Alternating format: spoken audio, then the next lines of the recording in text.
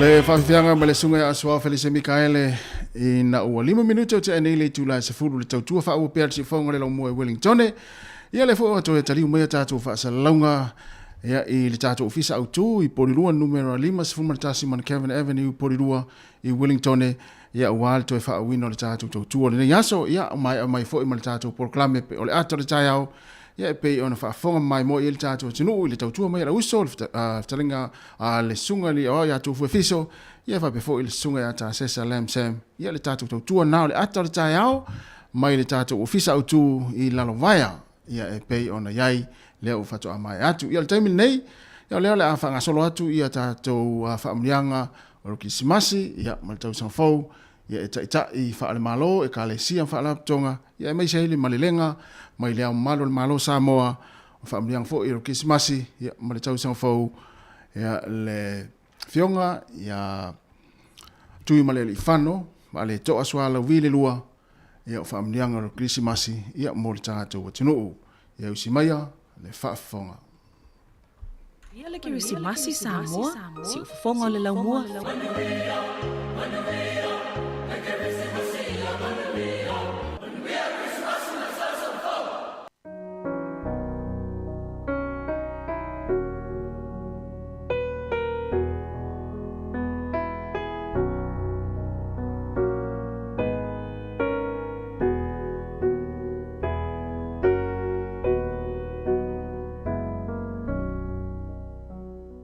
O le malelenga, mai lana fionga I le au mamalu o le malo Samoa.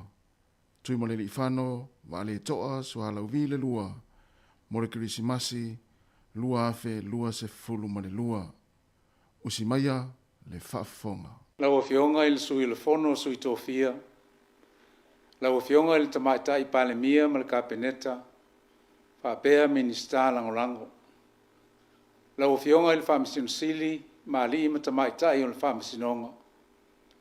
Lau fionga I le fonga fitalai, ma sui mamalu o le fono au whaitu la fono. Members of the Diplomatic Corps. Whaurulunga o matanga luenga, ma whaalapot putonga le malo, pisinisi ma le vaenga tu maoti.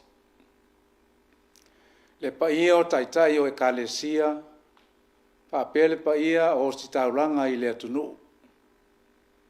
Le paia maulunga o Samoa, mai ona pona o se o atu I ona fatu tu lotu. O le paia lava lea a watama ma o lato ainga ma lato tama, tu mua mapule I tu au ma la taua, ainga I le tai ma le vaa o fonti. O wha malo le soifua lau di lei, whaafitai le folau manuia. O te whaatalo whaatafoi I le whaafonga tāpo I mai a le whainga māloa tutuila ma manua. I le afio o le afionga I le ali kovana ma le kovana lutena. Ai meise le paia maurunga o le tāwhatolu o lana whainga mālo. O le paia le valea a wasua ma le vai whanua. O fō mai tūlangi, sa ole ma le lau niu sa e lua, a fio whaatui ma tōtō, ma upu I le manua tele. O pa ia sa usaungatā ia o Samoa, e tū mau, e lea mea. O lea o siri ofe, ma tauta iae, whaatama soali inga o le ngātai whale. Ai siri mea le seunga, ma tō le whale o li seu, ina wailo le tafa felo. Si o tato ula afi, ma whailo le nāpeli. Langi maia le usu, ma fusi whaatasi o tato mauli. E mamoli la palapa o malo I le atua, e ala I le tato taulanga mū o vi inga ma le whaafitai I le tato tamā. Na whanau fōina, ma a pelepelea Samoa, I le nei sa valinga umi. O po le pese e fia wha maunga nganaina e whapea. E lo tamae ua whawhitai, ua sili lo alofa mai, ua whaia iau matama whai, tā wha manu ai nei. O ai ena tangata ua e manatu mai ai. O ai ea se o mātua tunu i titi ma le whātau waa, o e finangalo alofa mai ai. Le atu ai, ia tele lavalo vi inga, o whawhetai alofa, ma alo pule anga lelei. O le so, ua longo i tu uma o le lalulangi le oli oli, a wa tātua o lia mai ma le manuia, le whaamana tuina o le aso soifua o le alii o le kirisimasi. O le aso e whaamanatu mai e pēa i a te i tātou uma, le alofa tu no le atua i le tangata. Na i au mai ailo na alopele to tasi, ina ia le whano se tasi e whaatotua i a te ia, a ia maua ia le ola e whaamamau. Na tuua ia lo na mamalu uma i le langi, e fio mai i le ala maulalo ma le whaatau waa, i le mana ma le malosi o le atua, i la vea i mawhaola le tangata na le iroa. Wa o ia lava o le keriso na malo ia, o le tupu o tupu, o le alii o lii, o ia lava o le atua. O le au lea o le whea au tau moli moli o le nei kerisimasi. O Yesu o le alofa o le atua o le utino tangata. Na au ina mai o ia i le lololangi e mau whaatasi mai tātou. O whailonga wa ia o le alofa ma le mamalu o le atua na ia whae ina ili tangata na to inalo. E awai o na tu inatu le vi inga ma le whaanetanga. E avea o se tali wha alo alo. A o se taulanga whaafitai i le atua, o na lona alofa ma lona anga le lei, o lo lango malu ina i pea le tātou wholaunga. Le wholaunga na whitai vasa, ma tau au ina lia ina i a wha fo e papa. Le savalinga na toe a pongia i le ala, le au tau nuu manuia i le whai unga o le neitau sanga. O te whawhitai ai le sao tā ua, a whaurulunga o e kālesia kerisiano i Samoa. Ai tainane le au whainga luenga tutofia le atua i so se whata whai taulanga. O lo puno wai i lo utou whaiva whaosi taulanga. Ina i atoa whaua i fo manu, a wā Samoa le atunu pele. O wha malo le whai taulanga, whawhitai le tatalo. O te mori atu le whawhitai tele, i la ua whionga i le tamaitai palemia ma le kāpeneta. Ai tainane le whionga i le whonga whitalai, ma sui ma malu uma o le palemene o Samoa. Whawhitai le o tauwhi i tai tunga, a wale atina eina o se o tātou atunu.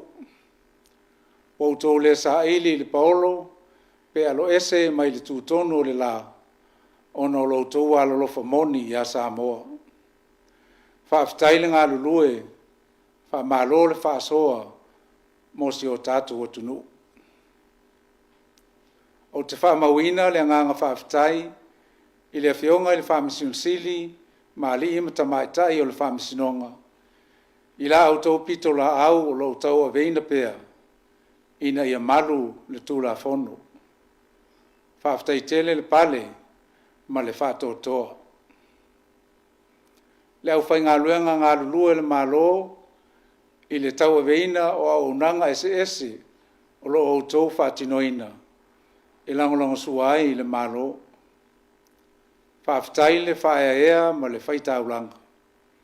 I le whaangaloina fo i le sao tāua, o a tātou whaalapotpotonga ma pisinisi tūma oti. I le atina eina o pisinisi ma whaalapotpotonga i le atunu. O lo whaalangolango iai lo tātou tamau a inga, ma le tausinga o a inga ma whanau. Whapea foi a tātou paanga mai whafo, mo la au tau langolongo sua whai pea, i le atina eina o Samoa. I le whangaloina lau tāpua inga Samoa lau atunu pele, i le afua mai maunga te tele se ia pā ia maunga iti. E a mata mai pūlenga mamanu ali ima whai pūle, o sa ao ma unga whapae, o whale tua matausi o awaruma ma le malosi o nuu, o matua tausi, whaapea tama whanau.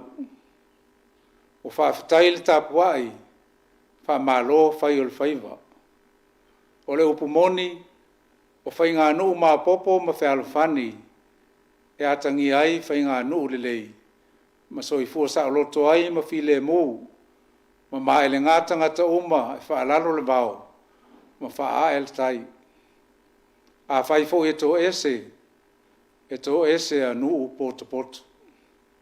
O taita inga ia e malu ma wha foe i le tō whawheta lai ma le wha utautanga tu tō ma mau. Ai fosi ma wha mau i le tātou anga nuu ma le talitonunga i le atua. Whawhetai le pule, wha malo le soa, ia sanga wha manuia le atua, ma wha tuputele le manuia o tō whaiva lo filima, ma tina e o lo wha tino, mo le manuia o tātou fioanga, ma la lafanga. Wha muri ai, ma le aile anganga whawhetai na i o tātou ainga, o lo alala ma papa au e so stafa o le larolangi. Whawhetai e waile o vaea le whala o oto i lo utou sao, i so se awala i le atina ina o le atunu. Ai meise o le tautuaina o ainga o nuu ma i kale sia. Ma tau te alolo fatele atu, ma ia tau i atu o le atua ia sautu o tele lo o tau wanga le lei. Le atuae, e le muta pe ngonga lo mātou wanganga whawhetai i a te oe. E toe fia wha maunga ngana ina i le tali o le pesi. Ua whawhetai, ua whamanu, ua whai mauso o Iesu, e o lai a ue whamavau, tā whamanu i nei. Whawhetai le aso kirisimasi, na e awina mai ailu walopele to tasi, ina i o mātou maua lau whaarotanga. Ua le toe tangata ese ai i mātou, ma avea ma whanaunga o le toa sā, ma e le ai se wha moe moe, e pei o aso ana mua. A loa fio mai, o solo i ai pā mai loto o le wheitangai, ma o mātou sa loto ai e ulufale atu i le mea sili o na paia, o na o le toto o Iesu Kirisu. Ua whai ai mātou matama whai, ma uso o Iesu. Samoa e o tātou maua whaatasi le nganga moni o le kirisimasi. Tātou te manatuai le lofa tu noa le atua, ma ana wha manuianga mo le tātou tofi i mea o le langi, o le tātou nuu tu mau. I manuia tele le wha manatuina o le kirisimasi, so i fua ma ia manuia. I greet you all in the mighty name of our Lord Jesus Christ on this Christmas Day. Today is the realization and fulfillment of the prophecies about the birth of Jesus Christ, our Lord and our Savior. Let us ascribe glory and honor to God alone. The lyrics of one of the hymns in the Congregational Christian Church of Samoa's hymn book perfectly epitomizes one's thankful heart for their eternal inheritance and sonship guaranteed in heaven. The lyrics are in Samoan, but essentially conveys the message, Abba, Father, we thank you, for your grace is superior, that you have made me your adopted child, and for that I magnify your name. Today, the joy of Christmas must be shared and celebrated, for it reminds us of God's unconditional love to mankind. Although he is the King of Kings and the Lord of Lords, he left his mighty throne in glory to bring to us salvation and redemption. Let me acknowledge with gratitude the contribution of the clergies of various religious denominations in Samoa.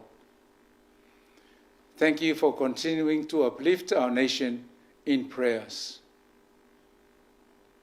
I thank the Honourable Prime Minister, Deputy Prime Minister and Cabinet for traversing through another challenging year. You have safely steered our country through the midst of multiple trials brought forth by the COVID-19 pandemic. I thank the Honourable Speaker of the House and Members of Parliament for upkeeping the roles and responsibilities and the integrity of Parliament throughout this calendar year. Let me also thank His Honour, the Chief Justice, and the Justices of the Courts for continuing to uphold the integrity of the judiciary. May the wisdom of our Lord continue to guide you as we head into the new year. To all public servants who are both serving in government and in private sector agencies, thank you for continuing to work together with our leaders to serve Samoa. Let me acknowledge the invaluable role and contribution of the councils of chiefs and orators, women's committees, the youth and our children. Thank you for working together to ensure prosperity and security in communities. Let us continue to uphold good governance, peace and harmony within our villages and families. To our Samoan diaspora around the globe, I thank you for supporting our families in Samoa. Your contributions in various forms have not gone unnoticed in your villages and families. It is our prayer that you continue to excel in what the Lord has blessed you with, and may He continue to open doors for you and your children. May we all immerse in the spirit of Christmas and to reflect on God's grace and abundance upon us all. Merry Christmas, Samoa. Soifua.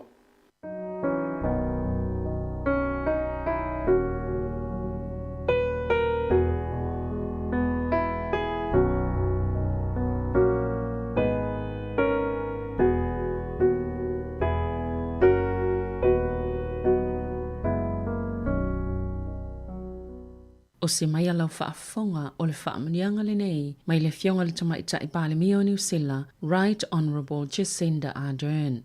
Kia ora everyone, wishing you all a very Merry Christmas and a Happy New Year with your family and friends. Everyone deserves a fantastic break.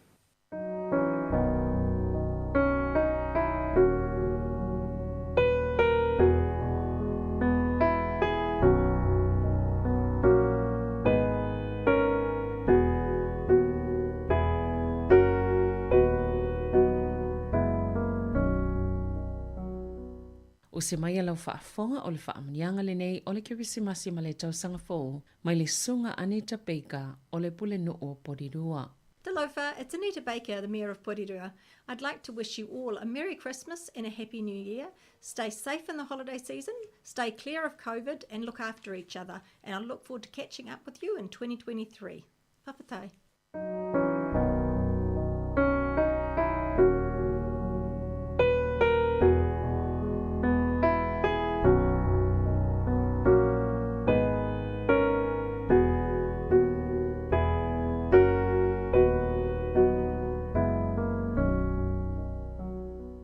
O se mai alau whaafonga o le whaamanianga le nei o le kirisimasi ma le tausanga fō, mai le fionga le tamaita i whaipule Barbara Edmonds o le ito malo a mana.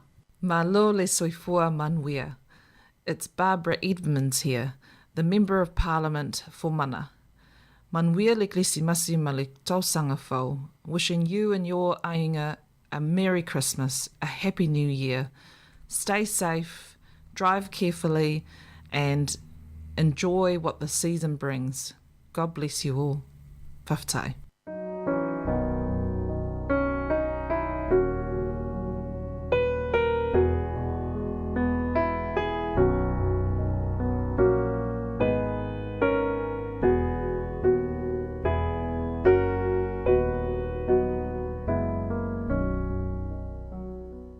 o se mai alau whaafonga i le whaamanianga le nei o le kirisimasi ma le tausanga fou. Mai le sunga le whaiwhi au toia ina Reverend Malaki Mwai Ava o le taitaifono le maafutanga whaiwhi au Samoa i Wellingtone. Mai le kalesia e whaka a sa i wainui o mata. Le ali ie, ro tua, ele lava mea o e whaia. O wavenga mo manati a te imato. Ele mwhai ona lau winati a te oe. Fia tau tala iai, a wale mwhai tau lia lava. Ale vi inga le nā i le tua i le nei whoitai au, ona lona alofa marona whamau. A wheiloa i whātulo watu i upo ia le avea Samoa. E a le popo pae le solo po ia mai vavau e o le whaavavau. Ma lor wholau manuia ma le lange mama. Natu le whau o tātou o mai whai ungole. Tau whai ungole nei tau sang. E olo manuia pe tātou le lofa ma le anglelei o tātou mitai. O le malanga umi le nuu whitfilia o le tua mai e pito i kanan. E manatu asa moa o se ulanga folu nā o tātou whainga malanga. A wai li whaingo fie tā whea ngai mi whaing tā mo kūpua ngā. Ia a e ui au no lea. Tātou whawhiteia le tua.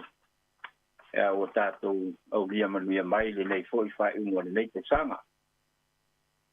A veia nei awa noa e whai ma. Vai e au masuio. E whakaasa.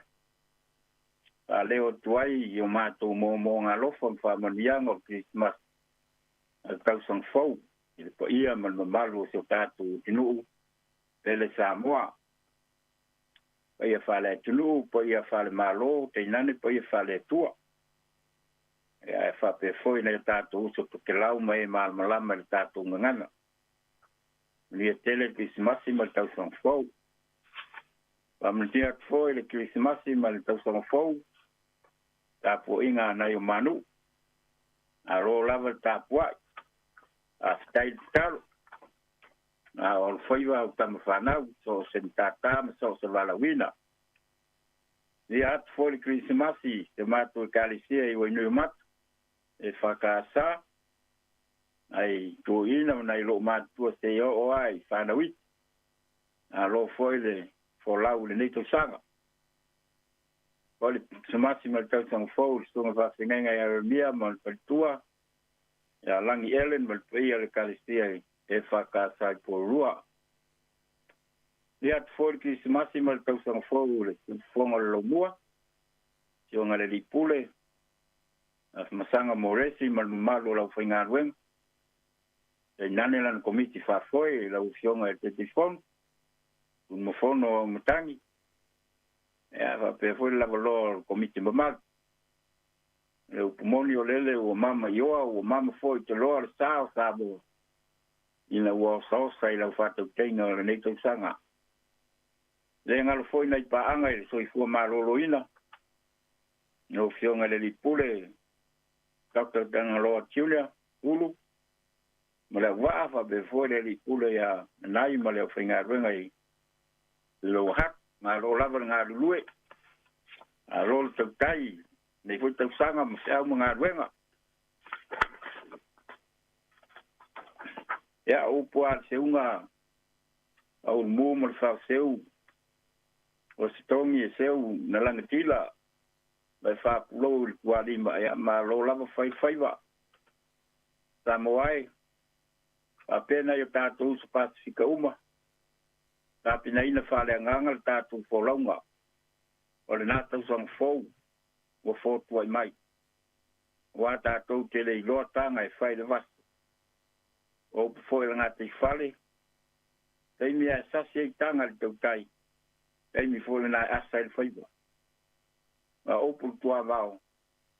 E ilo loa tanga le li seu. A seua le al seuma. Wamnuia te le atu Christmasi ma le tau sang fōu. Mai se la foi le maftanga fai fiau. A lo for ngā lulue. Via el Christmasi mal tau sang fou. Sunga tō ilam pa tele pa ia la fai ngā ruenga. A foi o iei singa ngana o sala, ala uto o na teimi o po kalame lungo le tio le neto sa. Ya fa mangalo foi se fale tonu. Ya te fai vai asa ma le mau. Viene ya lo fo mai le tua. Nam te sia uma tātou I whaamianga ma le file mua le pepe o le Kirisimas. E le nei foi taksanga soi fua mai e manuia. Malaki mua e awa.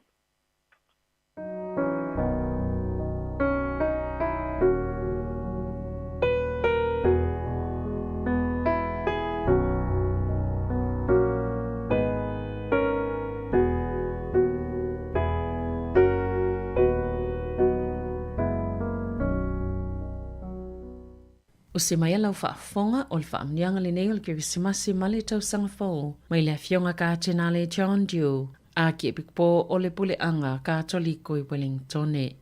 Talofa lava. Greetings to you all. It's a wonderful opportunity to once again share a Christmas message with you. In the scriptures, the beginning of John's Gospel, we hear the words, "The Word became flesh and lived among us. Ua liu tino tangata le upu, sa maha fui o I tato, na mato matamata ilona mamalu."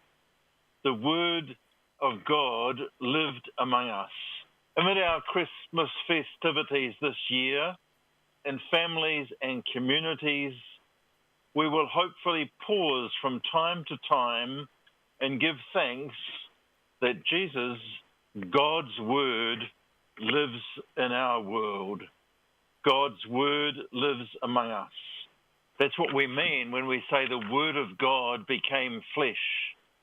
In the birth of Jesus, God has made known to us the presence of God, the face of God. Jesus has made known God who cares for us in our needs, who takes to heart our destiny, who follows our every step in life.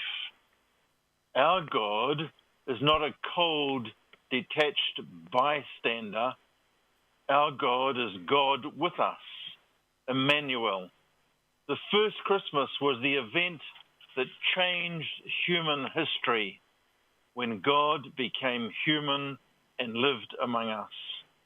One of the great things that we can do every Christmas is to be Christ's presence to each other, to show others, families and individuals, that we are concerned for them, that we do care for them.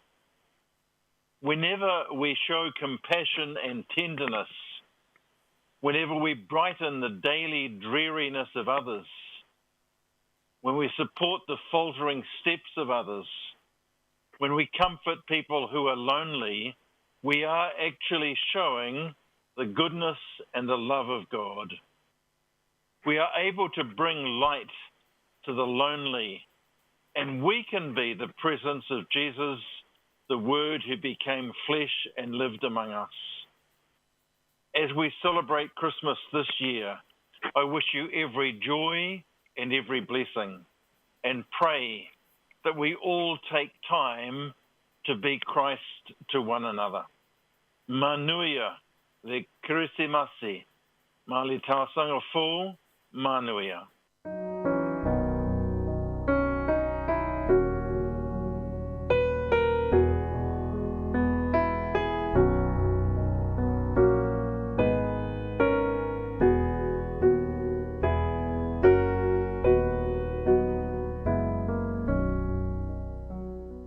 O se mai lau whaafonga o le whaamanianga le nei o le Kirisimasi ma le tausaga fou, mai le sunga le whaifi auto e ina whaatonu, Reverend Whaatulituli Setu, o le kalesia e whakasai Heart Valley, Pulenga Wellington I Saute, Pulenga New Zealand I Saute. Whaatalo whantu Samoa I lau whaafonganga I nei aso, I le swafa mamalu o le tua le tama, le tua le alo, ma le tua le ngangsai. Samoa, o oe o le hatunu ua unga ono tofi. Ua ilonga o tupu. Ua ilonga fo I o whalo polu tofia. Ua ilonga fo I o au manga. Ua iai o vata puia le vata ngata. Na manatu lea o sa ma o whaingata nunu atuia whatini o tausala. Ma ngalo ia le leo le au ona whatawa. Ua ilo whanua lalo i le wholaunga ale nei. Wholaunga ale atunu i le nei tausanga. O le wholaunga sa fisanga i maletele o ti ngā o le olanga. Sa e maunga o whaingata na i fofo i vanu o ti ngā. E ta ina wholau lava ma lo tātou matai sili le langi. O tau ai i manu le whainga malanga. Fo ia i a te ia le vi inga o le wha manu ma le wha netanga. Ia tu mau ai pēa e wha vavau. Wha aftai. Wha malo le whai talo. Wha aftai le ngā lulue le pa ia o lo tātou o tino. Vai tau nei o ki si masi. O le taimi o mawhau whaunga. O le taimi fo i o whainga mea lofa. Ma wha manuianga. Samoa e. Se i o tātou toi mawhau whau wha atasi ia i le winga o le kirismasi. I le tala luka. O te whaitau ina atu le luka mta upo e lua. A o le whai upo e sultasi i le svunga le whaa. A wā o le aso nei ua whana wai i a te outou i le ai e tā vita le whaola. O ia o ke riso le li. O le whailonga le nei i a te outou.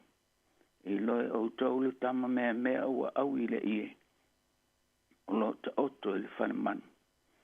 Whafua se i lea on whantasi mai le angelu au mai le langi e tō tele o vi i le tua o whapeane. O le vi inga i le tua i mea o pitolunga. Ma le manuia i le lolangi i tangata o alo whangia e ia. E mata ngofie mawhau whaunga o le tustala o luka. A wai ai teimi tātou te whaalangia i le atua. O le atua e a fio i le langi. E a fio fo i le mea mau o lunga. E ta iane. O tātou vi inga e whaamati e i le mamalu silsili ese o le atua. A o le whiau e fia momoli mai mo i tātou e luka. O lo tātou atua. O le atua a fio ifo. O le atua awai mai. O ia o lo tātou malosi. O ia o lo tātou olo e malu ai. O ia fo i o lo tātou mautinoa. O ia ele o se atua e awai. Na ona awai mai. Ai nā te langona o tātou tina. Awa o ia o lo tātou atua e maua i lo tātou malosi. O le atua wa ia tātou. Na te whaatupu le file e muhu ma le whialu whaninga i on tangata. Awa o ia o lo tātou whamoe moe. O le whamoe moe o luka. Ia i loa e tangata uma o na vivi i le atua. Awa o lo tātou manuia lea e mai le atua la vaia. Pa ia e o lo tātou tunu whaafonga mai. Ile nei vai tau ua tātou iai o le tausanga. Ile whaamanatu ina o le pepe o le kirisimasi. Ia whaamanuia te le atua i a te autou. I autou ngā luenga e mese o loutou au auna i le atua. Ai tainane fo i lantou oe au auna pea ma le whaamaon. I ti ute ma whaiva ua tō fia i ai. Whamanuia le atua i naito e aso le nei tausanga. Ia manuia le kirisimasi. Maua se aso fia fia vi i ailo na suafa. Ona o Yesu. Amene.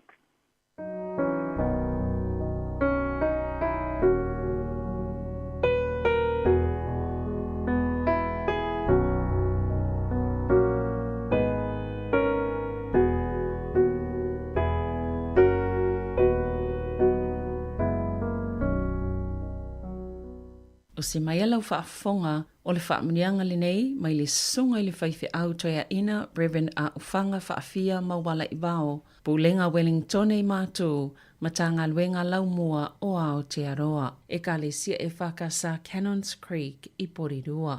Mo mono whatalo whatu Samoa, la tunu pele. Ia Aotearoa nei ma tawhai fio lalangi o maua mai le nei ala leo. Whasala lau o le siufonga le laumua, Wellington e New Zealand nei. Soafo Yesu Keriso o te whapea tuai. Tā lofa lava, a lor soifua manuia. Ia le foi o lo tātou savalia le vaitau whale tiveni o le nei tausanga.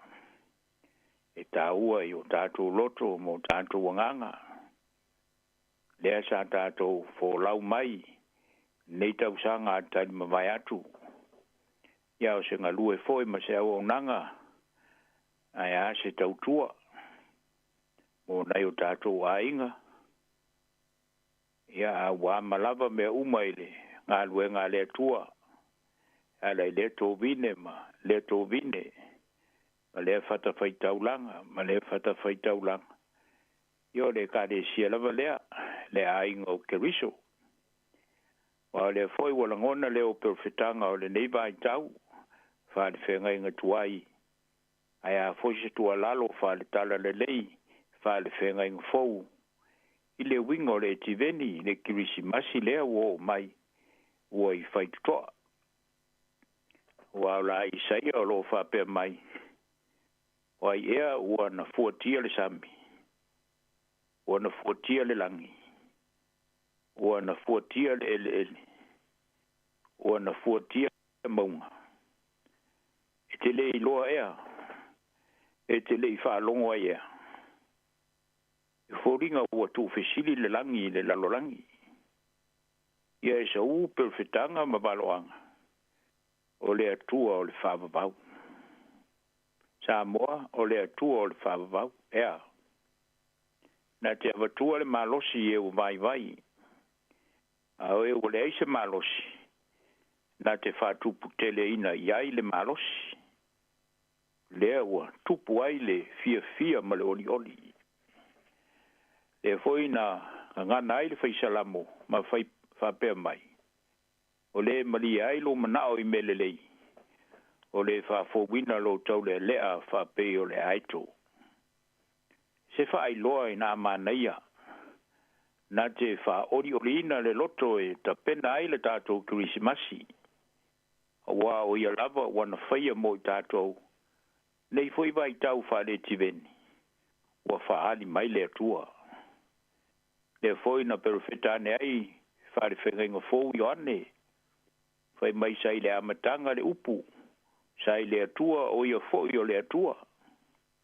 O ia o le a reto le ola, o le malamalama, o le whaitutoa, leo mamoe, o le toitu, o le ala, o le upumoni, ma le ola, o le vine moni, o sautu o fitu mai. O nai sa fia finga ia wha le nganga, o le neiva i tau. Ta pena i tātou mo le whaali mai o le atua le lalulangi.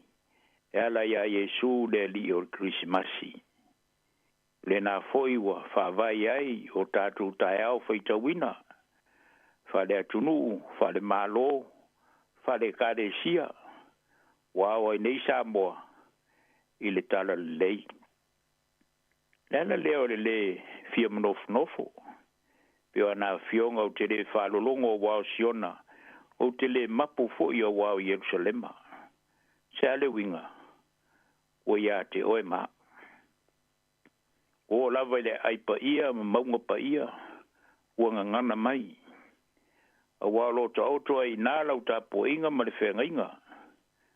O le ba ai ia e lava le nā i le kirisimasi. O le a foila tātou malanga wha le tiveni. Ma i le whale ie, i le whale tele, ua si tia le tūlanga. A walo nei ua tātou whatari tali ma le mautinoa. Ilona faali mai le aso Krismasi. Le foi o te whamanuia tuai le Krismasi I lo uto mamalu Samoa, ia o te aroa nei ma whawha atu. Tātou moa whātasi le nganga o le fia ma le oli o le vai tau whare e tiveni. Nā te mumuri ina tātou i le whahali mai o le atua. E ala ia Iesu o le ali i o le kirisimasi. Mo le nei foi tausanga. Saunia whale nganga foi tātou i le ulu whale atu i se tausanga fou. E tumu i le whale nganga o le matanga o fia lava leo le matai. E o le Krismasi ua o mai lava. So i fua o na Iesu le li o Krismasi. Mai a te au nei, au whanga whaafia ma walai vao le whai whiautua ina o le pūlenga Wellington i mātū le matanga aluenga a le laumua o Aotearoa. So i fua.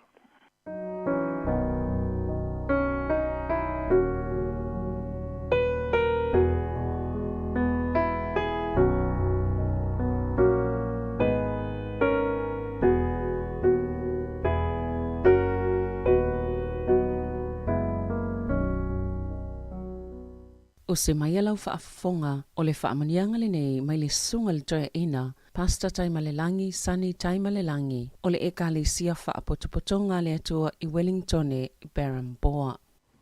I le suafa man malo Jesu Kiriso le li whaola o te whatalofa atuai i lau whaafonga anga Samoa. I le paia o le au whainga luenga le atua i so se whata whaitau langa. Ia whapea fo i le tapua inga ta mama tua mtina tua i maota malawa. Ia whapea maota ngase.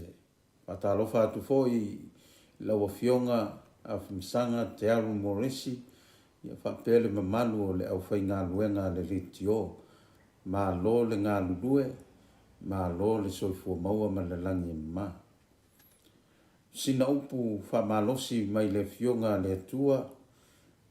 Ma wale le isaia lo mtau pueiva fai pueono ma le fitu o le au fai tawina.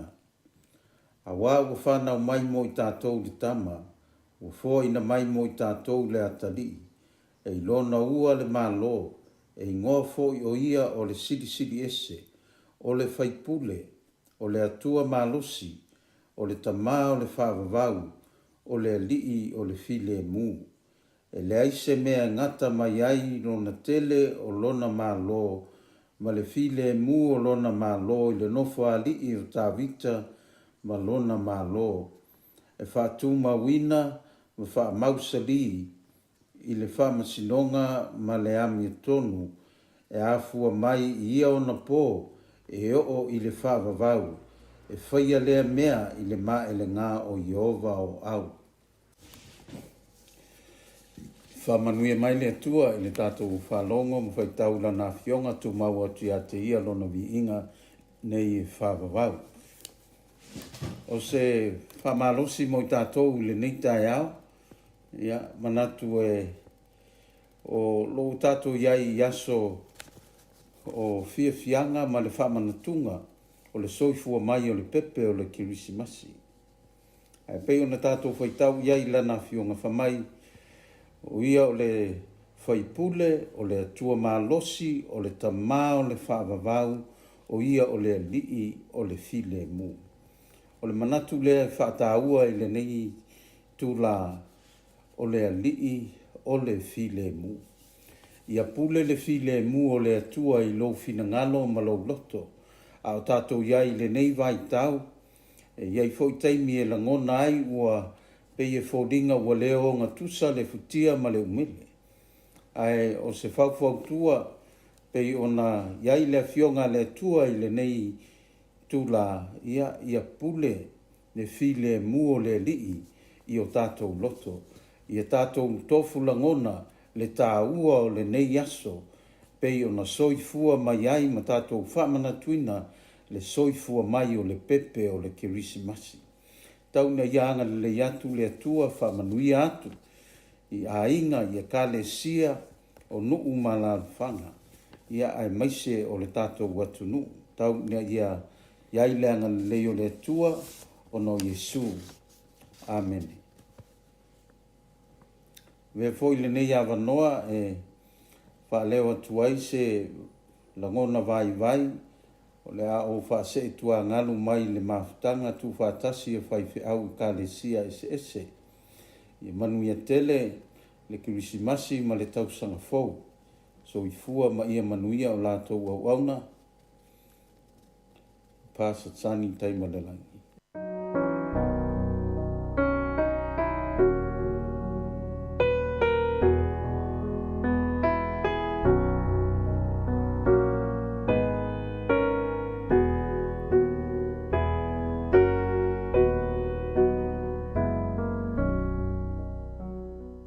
O se mai alau whaafonga o le whaamnianga le nei o le kirisimasi ma le tausanga fou.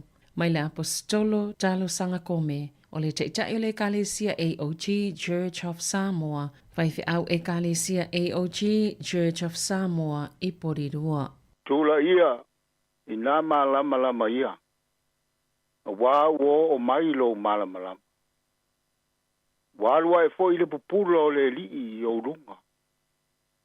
O le malama moni lea, na te wha malama ina tātou umalama.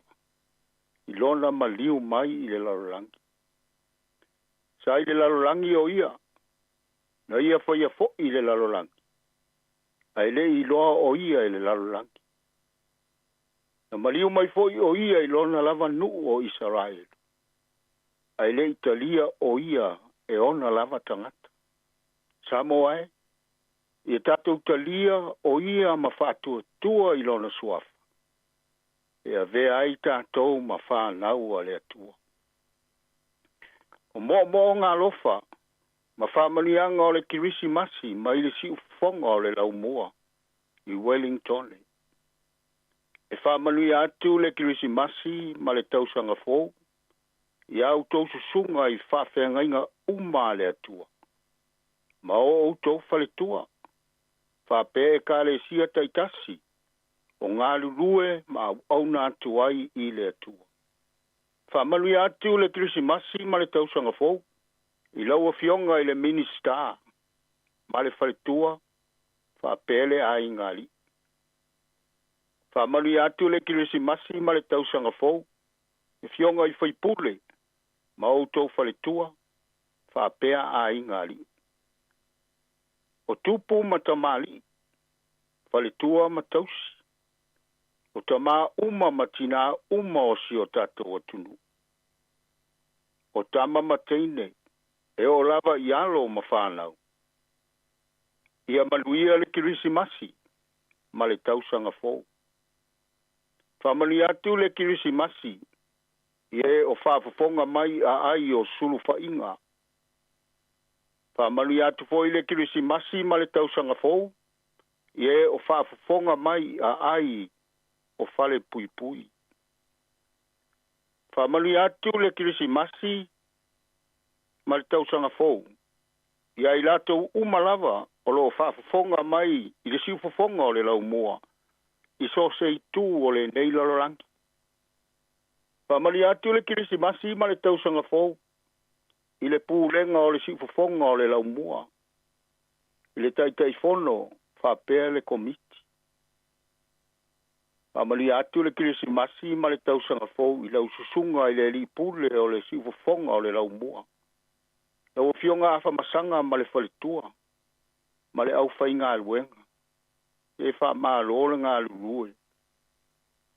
Whamani atu le kirisimasi ma le tausanga fōu, i le tama whai news mai Samoa, le susunga i a tā sesa lam sam. Whamani atu le kirisimasi, i lau susunga i le taitai, Foreti tole a foa ma le whalitua i a Rebecca. O au ona uma le atua, o lo tato ngā lulue whātasi i le ka le sia le li. Pa maa lo ngā lulue o whai wina fo i ngā luenga o le tausanga. Whamani atu le kirisimasi ma le tausanga fōu, i le ka le sia le li o lo maa ngā lulue ai Porirua. Whaftai anga le lei a Yesu malana whaortang. Samoa, ia whamaluia oe le li, mana tausi a te oe. Ia whamalama ina le li I ona fufonga ia te oi. Malo fatu ia te oi. Ia whasanga mai le li I ona fufonga ia te oi. Ma tu ina atu ia te oi le manuia. Ia manuia le Krismasi ma le tausanga fou.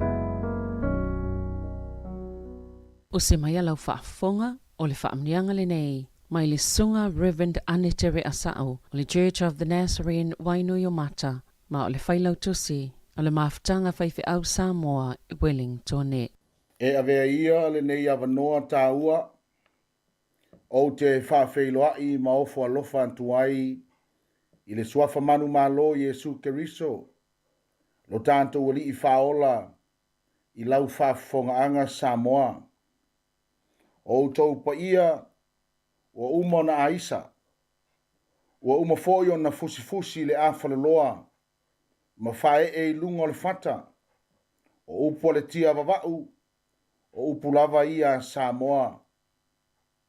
Ao tātou sāwari ai le tala whaasolopito, o lo tātou whaolatanga I le lalolangi.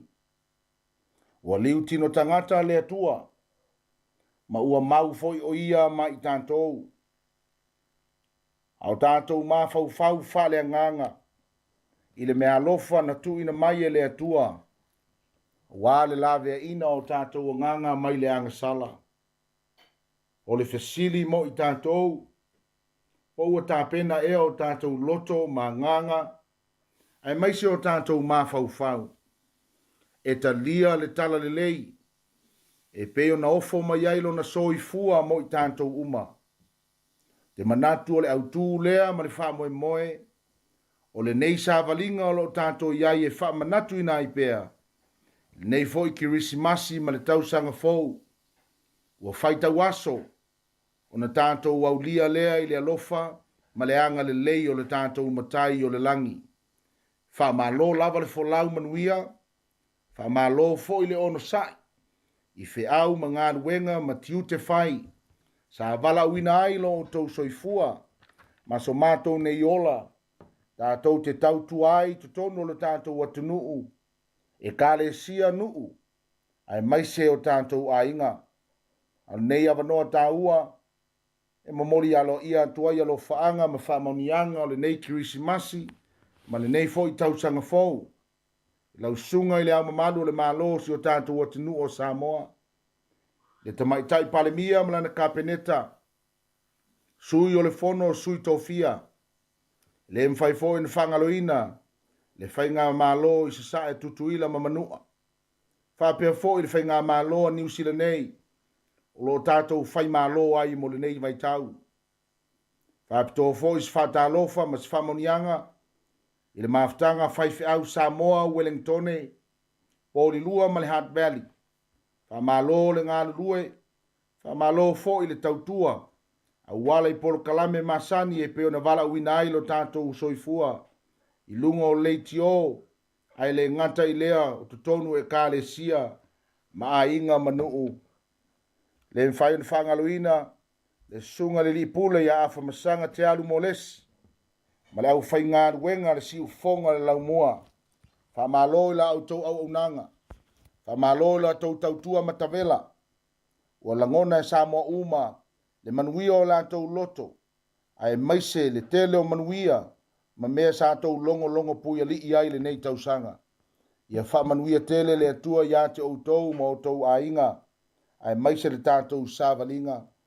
Le mwhaifoi na whangaloina si o mātou e kāle si a pele, le Nasareta I Wainui o Mata, sunga I toi ina, whale tua ma o lātou tai toa lua e meise fo I nei whanau, wha manuia tele atu le atua, whangaloina foi si o mātou a inga, tina matua, ai meise uso matua whawhine, si o mātou a inga ma si au whanau, wha manuia tele le atua ia te outou, I le nei fo I vaitau o tātou iai, tātou tarisoa ia le I ana whanua, ia whapeo na saonga le mū, ia mwhapeo na manuia I tātou uma, au tātou iai nei vai tau fia, ia manuia tele o tau a inga Samoa, I le suafa o Yesu Keriso. Amene, ma amene.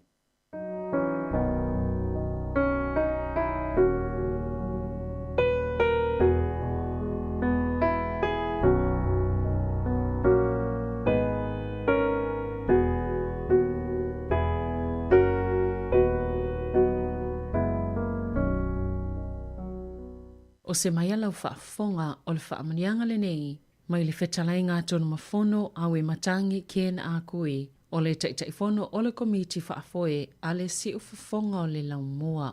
Whaatalo whaatu sa moa I lau tapo inga, ma lau whaaseusaunga. O tau sa ma whai ngā, o le ale o iei se whamatalanga. Tulou na lava. Whaatalo whaatu lau whai ngā ruenga pa ia le tua. Whaafitai mo te talo ma le tapo inga. A wā whaiva la tātou le tio. Ma lo whaafitai te talo. O le nei ua tolu se fulu tau sanga o la tātou le tio. O se matati au ausia.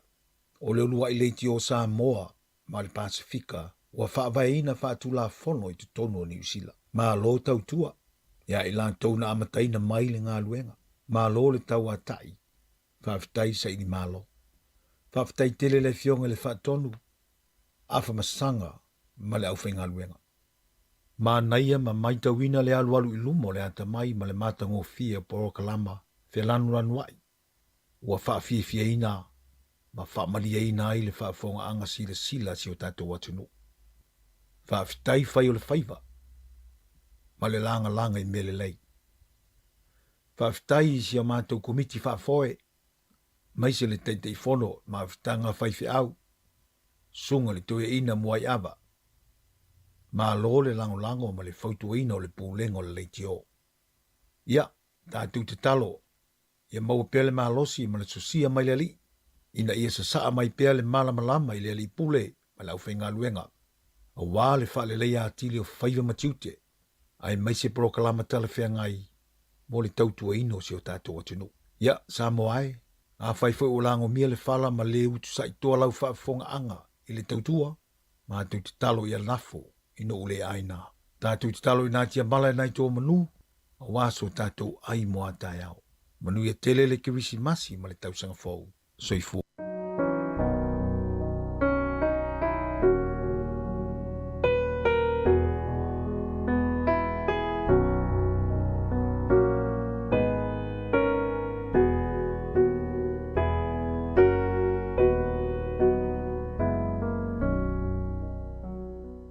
Manuia le kirisi masi Samoa, si ufafonga o le lau moa.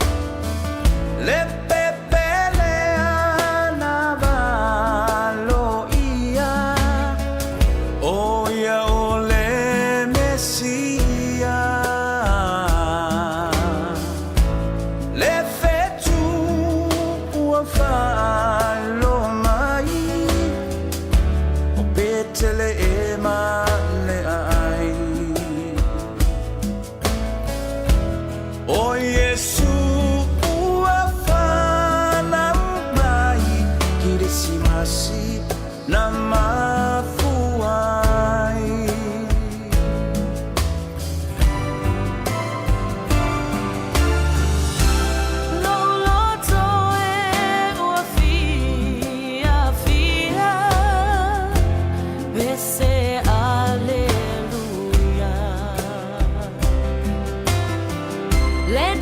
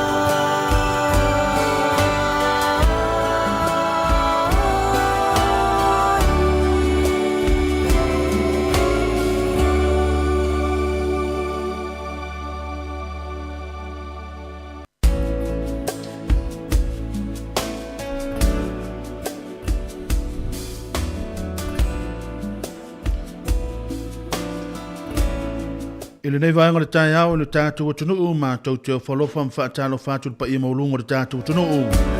Ia ile whenga i le tātou atunuu mwhainga malo longo le nei Christmasi pei ona tātou iai. Ia awana wa foil tūlanga o sauninga pei ona ile aso na nafi. Ngāta fo lea ia e lea o atu sao mea tātou whaasalalunga ia i le tātou lau mua ne Wellington le nei vaenga le tai au.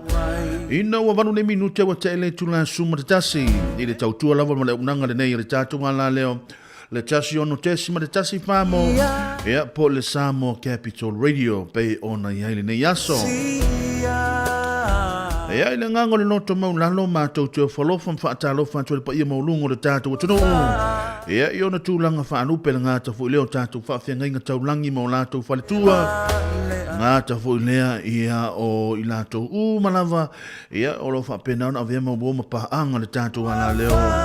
Ia mātou te whalofa mwhaatalo whātu manuia tele Christmasi a te utau. Ngāta fo leo e kāle sia se ese ia o loo whapena ona tau swina ile i puvanyo le ola mātou te whaamanuia tu le Christmasi ma le tātou anga ia tu fo i tau sanga fau ia i le vai aso fau ia le vai aso le nei mātou te whaamanuia tu le Christmasi ia te o tau.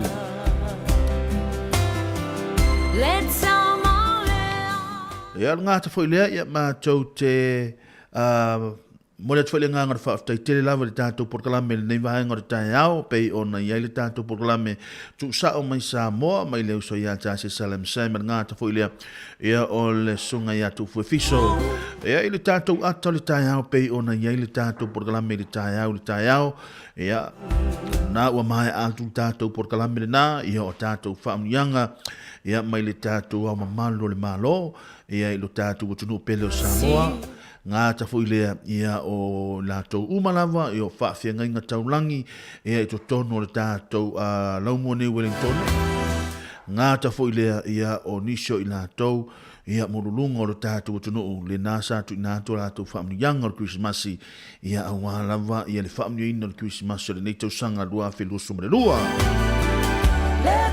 Ia manuia tele le Christmasi ia te o tau whaaftai fo i mo le neitau sanga le tātou whainga malanga. Ia o lea o iele nganga mawalunga ia o lea o le a whaifo atu le tātou whainga malanga ia i le lua whelua sumare lua ia o lea fo ele ato i fo tuai me le tātou whainga malanga le tausanga fau ia i le lua whelua sumare tolu. O le nganga mawalunga ia tu inatu i so tātou wola ma so tātou malosi ia a walawa ia na ia so e lima pe toi ono pe toi wha leo lo to toi le taimile nei ia au ale tau wha mai a ino le tau tua mai raunanga ia le to tele o le tātou tunu ia i le nei tau sanga. O te pese ai mawhawhetai Kilisimasi na mawhua. Ia lea ua tu ina mai a tātou whaasalalunga i Wellington nei mātou te o whalofan whaatalo whātou le tātou tunu ia mā lore ngā rue e niso i tātou ngā ruenga ia o lo ngā rue pepe o lo fisa maurunga o li manu le mā lore ngā tafo i lea ia o i lātou lo ngā rue i whale mai tālo whai ia mā lore ngā rue mā lore ono sa ia te autou ia mā lore fo i le tau ngā tai isi o lātou sa whamai ina tulanga o lātou ngā ruenga le pō ana pō ia i fo inisio i lātou na ua amatalia le tūlanga o le lātou tautua le nei taimi ia mātou te whaatalo whāti ia te autou mā lole ngā rurua ia te autou ia ma tātou fo i o loo whaia ia tūlanga o whai ngā mā lolonga ia aua fo ini o tātou aua fo ini o tātou whaama mawha le lātou ngā ruenga ia tātou so soania i lātou ia uale manupupui o tūla whono ia matulanga uma whapena ina imwhai ona tātou maua pea le nei Christmasi saunga le mu ia pei ona ili nei tausanga tālofa lava. Ia le tautua lawa le nei ma le unanga le tātou wala leo le tasi ono tesi ma le tasi whamo lea ua tu inātua tātou whaasalalunga ia i nei lona o fisa au tui Wellington nei porua ia sau se taimi po le tula sumare lua pe amai a tātou telefou ia ona malanga mai fo ele leu so ia tasi tu to va amate va lua atu ia mo le tau fa mai ai no le tātou porkalame nei aso ia ai alo fa atu fo ia mo le au solo pena ngā rui mai Samoa manuia telefo i whainga mano longa ngā te fo ia o le anga ia to ia so fia ia e pei ona iai ia le nei aso. Ia mo i lātou alo whapena ora whaafonga mai o te iloa to tele niso i lātou na ua tā pena le tūlanga o lātou o tā whaunga, o aso tā whaunga, ia o aso fo i e marolo ai, ia manisio i lātou o le nau tā pena le anga ia tu le mata whanga o le sami, ia so o se vaenga lama ia wā leva ai atu le tūlanga le tau o lo iai mātou nei Wellingtone o lo o mātua i mana ia lama le langi le lei o Wellingtone le taimili nei.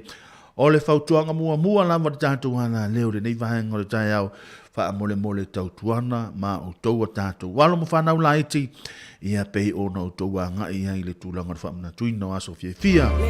Ia ua ia i le tūlanga mawalunga o le a ia i le tūlanga fo i lele o le a tātou fia. Ia ua maua le avano o tātou maloloai. Ia le taimi e ngalo e le wa ai atu.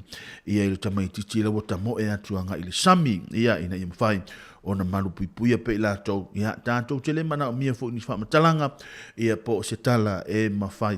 Ia ona lea tātou le maua i le anganga o Christmasi ma le tausanga fau ia i le nei tausanga. Nai e tātou porkalame nei aso. Ia ole a tātou nei tātou pese. Nai e tātou tala noa tu foi. Ia sau se taimi ona tatala fo i leo le tātou leina. Ia i le tātou o tono ina i mwhai ona walau mai. Ia mole mamorina o tau a lo whaanga mwhaamianga le Christmasi. Ia e pei o na iai le nei aso ma le nona whaamana tuina. Nai whaafianga mo o tau le nei wahenga o le tae au. Ia i le maia aniseto whale moe. Ia e tātou te manatua i pele Christmasi. Ia ma o tātou a ngai atu lava mo le amataino le tātou porkalame. Le tau tua lawa le nei mo le unanga le tātou ala leo. Tasi ono tesi ma le tasi whamo ia ilona la i nei ia i Polroi Wellingtone.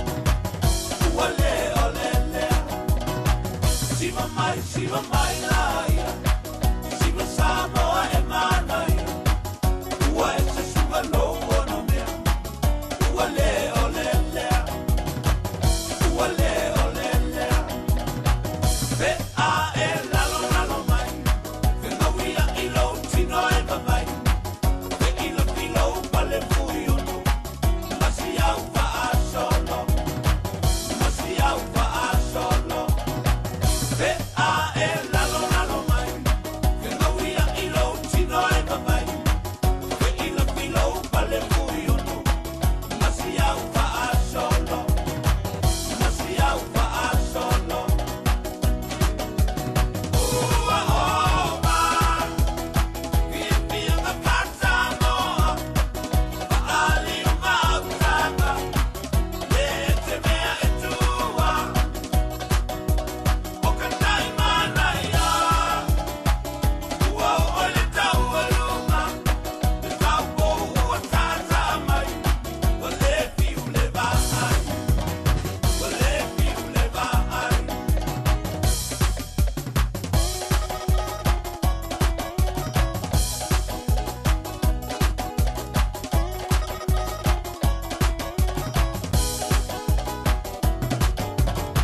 Le au mai moa wasina loa, i au te uma whaasa moa, i e sa tini paui o tuli, te tau e peini mai o ni, te tau e peini mai o ni.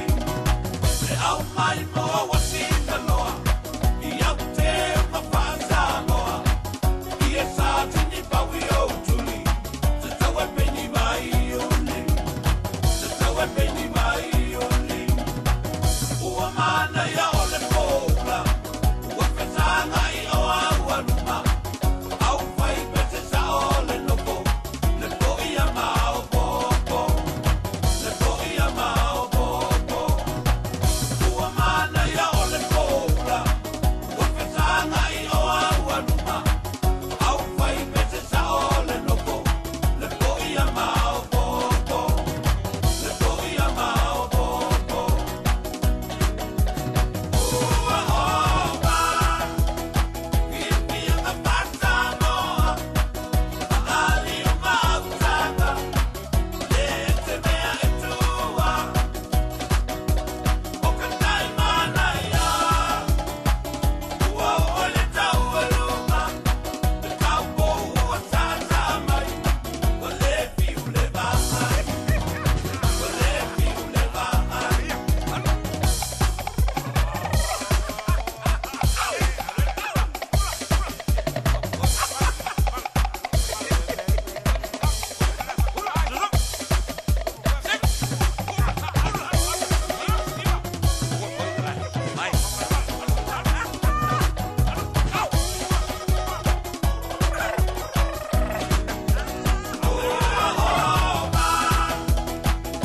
Pia nga pata moa, pa ali uma utanga, le te mea e tua, o ka tai mana ia, ua o le tau aluma, le tau po ua tata mai, o le piu le vai, o le piu le vai.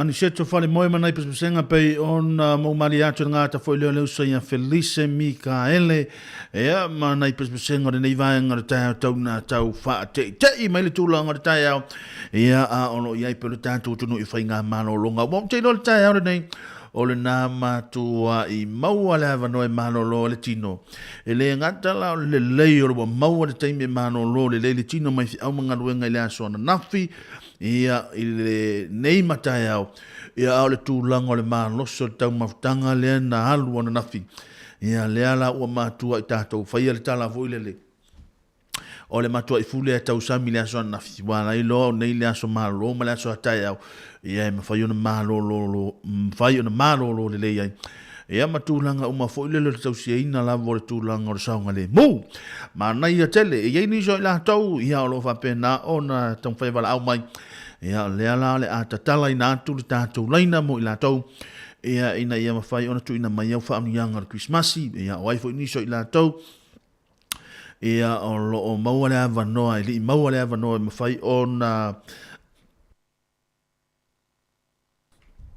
le maua le avanoa mawhai o na tui nā tui whamuanga Christmasi ia leo le atu ina atu le avanoa ia mo o tau umalava ina i mwhai ona wala amu mi wha manuia le tūlanga o le Christmasi i ainga ma se pele ia te o tau ia o tātou ia le wha amanatu ina o Christmasi le nei tau sanga leo o tu ina atu pele tātou tau tua le nei vaenga o le aso ina o toi ono le minute o na awhale le tula zuma le tasi ia wala au mai le tātou laina na o le o wha pe wala au mai tua tolu walu lima lu o fatasi ia po le tolu walu lima lu o fatasi te wala amai pea whapea o le te tonu nei Wellington. Alo fatu mo o tau ngā te fo leo po la si o le pena mafuta mai nai Asperton i Kalaistete ngā te fo leo ia leo sa ia tūsani risati ia lo pena mafuta mai manuia lawa Christmasi ia te ulua ngā te fo leo ia o le loa ma ave SS o le tātou o whaafonga lea lua maua le avanoa ia e mwhaiona mahalo le nei aso mahalo le ono sai mahalo le ngā lue mahalo le tau atai ia mahalo fo le ngā lue mahalosi ia wala fo ia le tūlanga ia le tau seino tonu ainga ia ma le ngāta fo le ia le tūlanga o le whanau ia lea tu nātu le tala tātou laina ia lea le atau tātou nei a tātou pese ia ia ina mwhai ona whaata talen malana o tunu ia tu nā tue pui tātou porkalame ia pei o na ia ile nei vaenga o le aso o ile tātou wala au mua ia maaloro sai fue la fionga Good morning, Sam. ia maaloro sai fue ia manuia Christmasi Ia manuia Christmasi maaloro ngā lue ngai aso ia whaafutai Ia wako whamangianga o le i o mako ainga uma lava inge i Aukilangi ia o mako kasin i Wellington i Lower Hutt ia ma ngai poirua ia mara o sister-in-law masiang whangau ngai poirua ia mama ko umangi o kilang ia fa manguia le i le ia o ko umarawa i le kausang fo ka ko mawale ne kausang fo i le file mo mai le li ai sisili ai le ka tawola au ona mo le li i le nga kausang fo fa manguia fo i le staff ale radio Samoa Capital Radio ia o e o lo whaia malolonga ka manguia po i ia tu fuema ma kasesa o lo ngā lue mai Samoa ia manguia le li i ko ainga umarawa ia mako ainga umai Samoa ia whaftai lava mo lava noa. Ia, whaftai, manuia fo ilo waso le nei aso. Ia, whaase fua. Ia, whaase fua.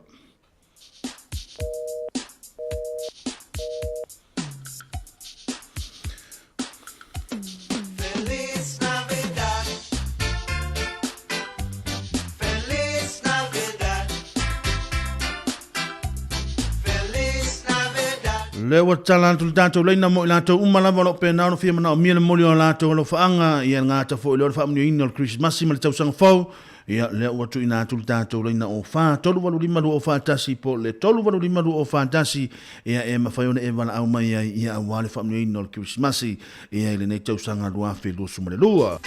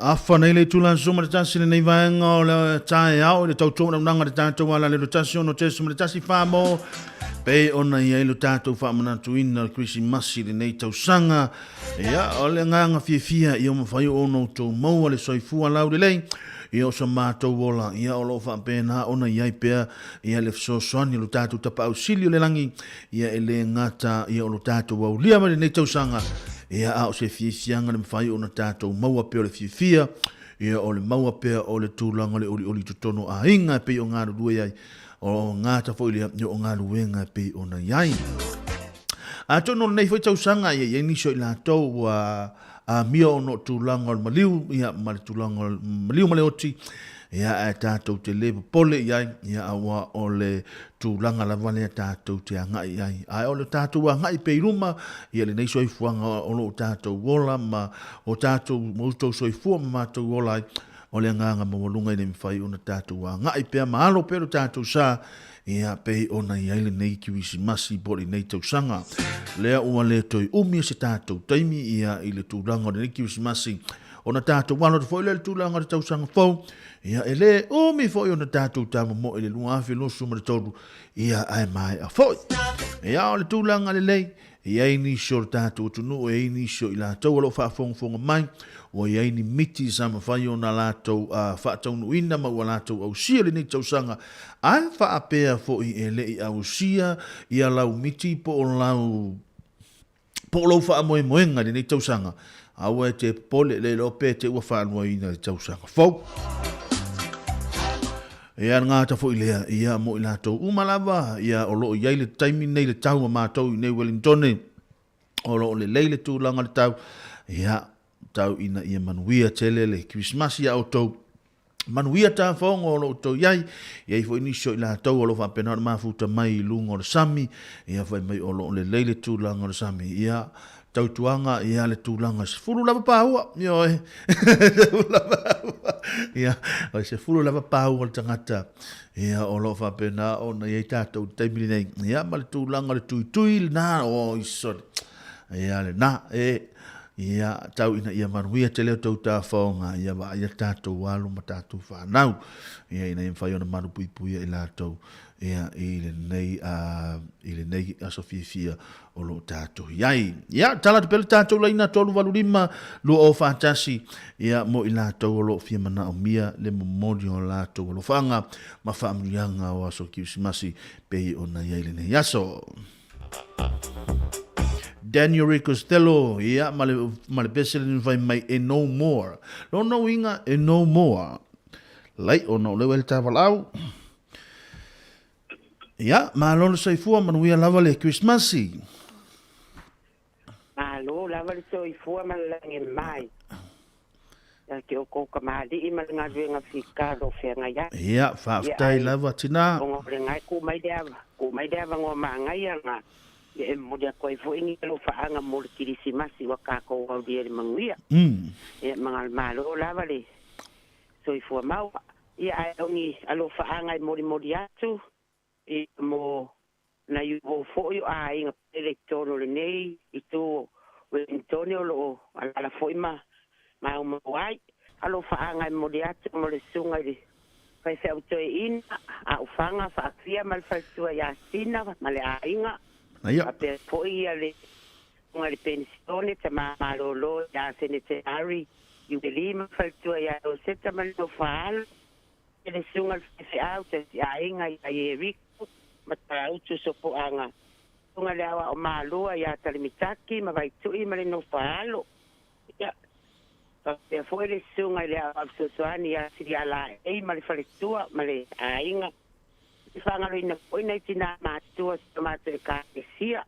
mato tau pati manu tau ia dia le ne foi Christmas de manuia ina matua ya sente makamika na matua ya siala fua maniti ia ma fa pe foi o faanga mo e mato kaisia o malava iona a inga taitasi ina matua ia masi fo fa now Pea foi mo dia lo faanga mo na yo mato ai ngolo i te tonu le nei tala whātai o Wellington.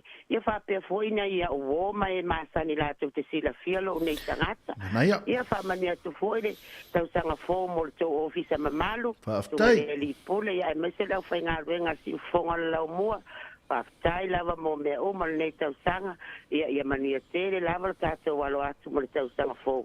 O lo whaanga nā mo mori atu ia talapauna le moa maare ko la ai whaftai mo lo wawanoa. Ia, whaftai lava, talapauna, ia manuia fo le Christmas ma le tausanga fau, ia pei ona ieli nei tausanga.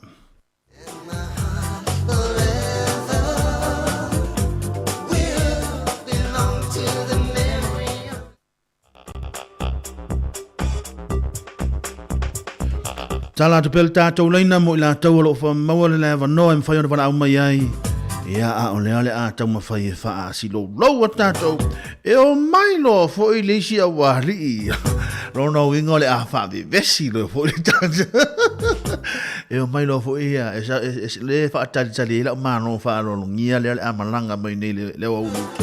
Rono inga e sau nei fo i le a o hauli i a le a tātou wha a longa. Mea neo te mana o i a te o tau. I o tau wala au mai mo moli mai o tau alo whaanga. Le anga e sauro le toia ino toia ina. Ia la tau wha fonga hoila iai po o le fia wha afsilingia. Ma se i wha talatala noa. Po le hama le tūlanga. Mana tua vo le ntātou tala noa vai ason tei nei. O le na whai mai sa nga i e alo e wha atino le tala. Le ala se i o sau se i o wha masin se i wha talatala noa. Po le ale tūlanga na wha, na o iai le po ana po, le po ana nafi. Ia i le tūlanga o le wha atino ino o le tala le ana vai mai nālu. What? Ia, ai wala au mai pēr. Ia, ai tālo le tūla, suma le lua pēr mai a tātou telefon. Ia, o na suma i lola, ia le o le tupu le a tātou te wala au ia he rota. Se i sau, se i whai mai sana whamatalanga. Po le hale mea na tupu, pena, tang pena, iai se a o ngata o le tala, po le ha se mea na tupu, ona o le fia whaafonga ilu tātou tunu. Ia pe a tele tuna suma le lua, ia o le au nei.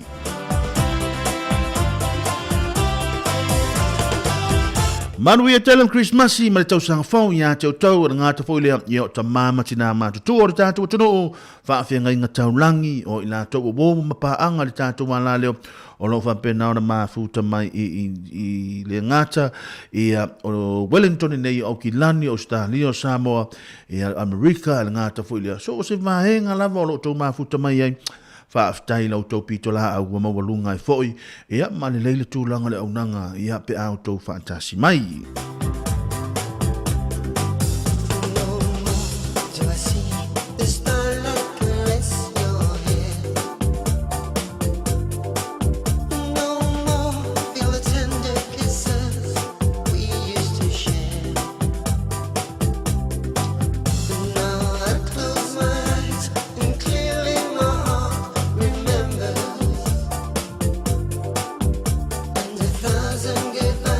Could never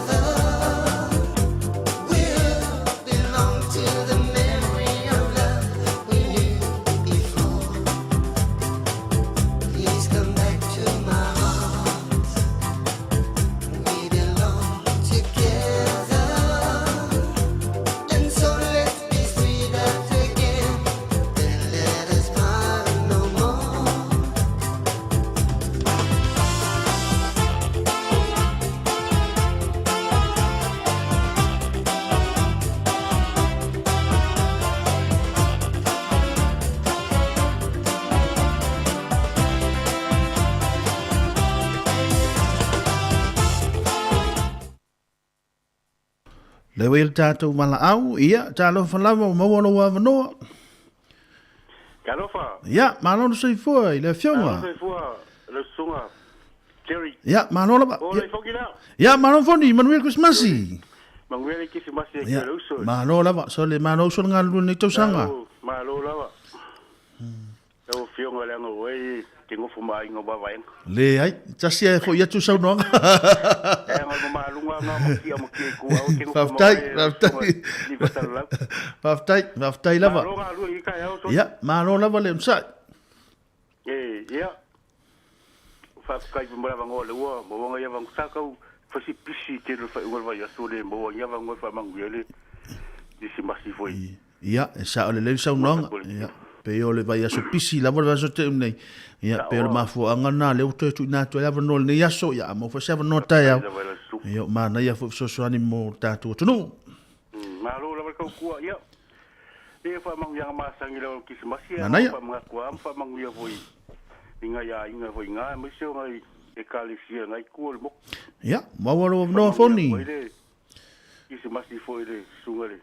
Ko inga ia au whangawha o fia mai wharikua, ia, mango whaalo. Ia. Pa ia le kalisia ngai Cannon Street. Ia, pa pewhoi le whaanga le sungare lia o suangi a siri la ei. Mai wharikua ia wheima le a inga.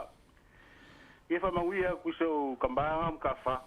Ia. Whalongo ko leo so ko inga ngai. Ai po malanga. Po malanga te malo. Kere iroa i po malanga ko inga kilangi po. Ni. Ia ma pe foi famang ia kia le moa ma talpauna ma ndia ki simasi ia ko ngai ku. Ia o le usia ke soma fa po. Ngai po rua. Ia ma ia ku ki simasi pe voi ia farani ma so ko ia kero ia. Ma so spala dia ngai po rua ma wani konge. Kero fa mang ia ku ki simasi ma ngai mo ku sok. Mana ia. O amal tulanga il mo tu sau te foni. Ia, kirinya sunga maha ngai o kau piwe e ka uale. Kau da sunga maha ngai mo ka elenga san. Maha ngai ke lau kuanga cherry. Taftai. Iol mka fanga ai le lika mo kiwa ai le fanga. Ka ole. Ia. Ole emo ale makalka mo ka mo ki ka fia ko le ngaluma a. Ia, sa ole le. Ia lewa. Ko fango ngo fia wa waso bengi. Kwa be la le so ngi vai ku. Ia. Ngo inga o ke le fu fuanga inga o le o samika ele mu faka ele ngai fanga u ia.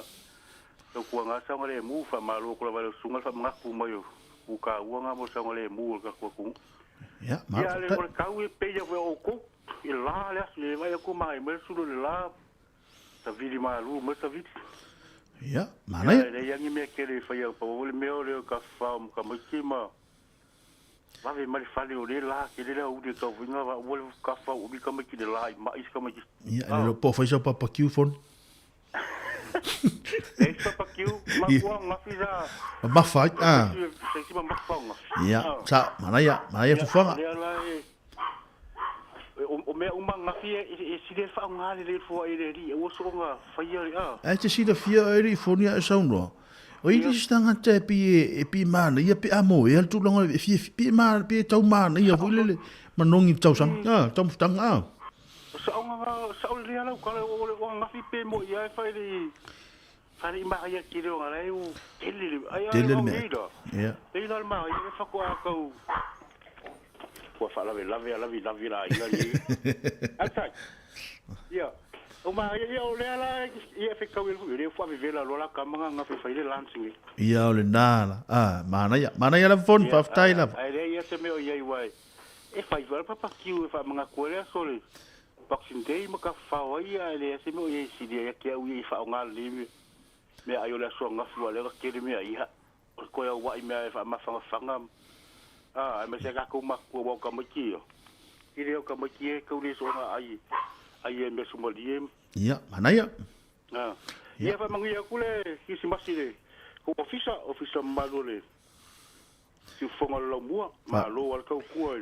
Ni kau sanga la kau fai. Fa tai foni te la ore sila fiele sa fa tu la fam talanga ile e ile mano fa no ngele la su mai ni la uli. Ah. O le se fai ma tala po le ale tu langa fa tino ino tala Christmas ile sa pisa e fo il tatu tu nu va su se vai to ah. Po wa fo ia di do pe sa wi ka va lo fa pe o yo hero. Ole ati ngaina, hui. Le kale sia le usul ka mai ku ye. Ole ati ngaina hui. Ya, la fai masang kalangi wa kawanga, ka uma me ko finga no Iyo. wa ke roile ka ko finga. Aua tau te pole le la tau mawhai la whaata, ia le la whaata la noa tu le sunga. Ya kango le rei oe, fa interview, ke wang misi se mea, wala ngai tau wha sau ma, ko ka lambe ale ata ko usonga ye. Le la atu i le camera, e te lo ngō fia le moi, e te le la atu sa o le camera i fonga, E ke lo ngō fia le moi, me kwere e mo maka. Aftai. Se maki le fionga le di pule, ye fonga ya msanga, ya wa pe fo il fa kua ma le ainga ya. O ko umala o kau kua mai la ku se fa malo fa kai ku ngal wenga kau kua ni kausa. Ya. Aftai. Yo kau kua lu se au ngal wenga ke do kai mi ya malo wal kau kua. Ya fa mangwele ku ngal wenga. Pa pe fo la uso kau kua me Samoa.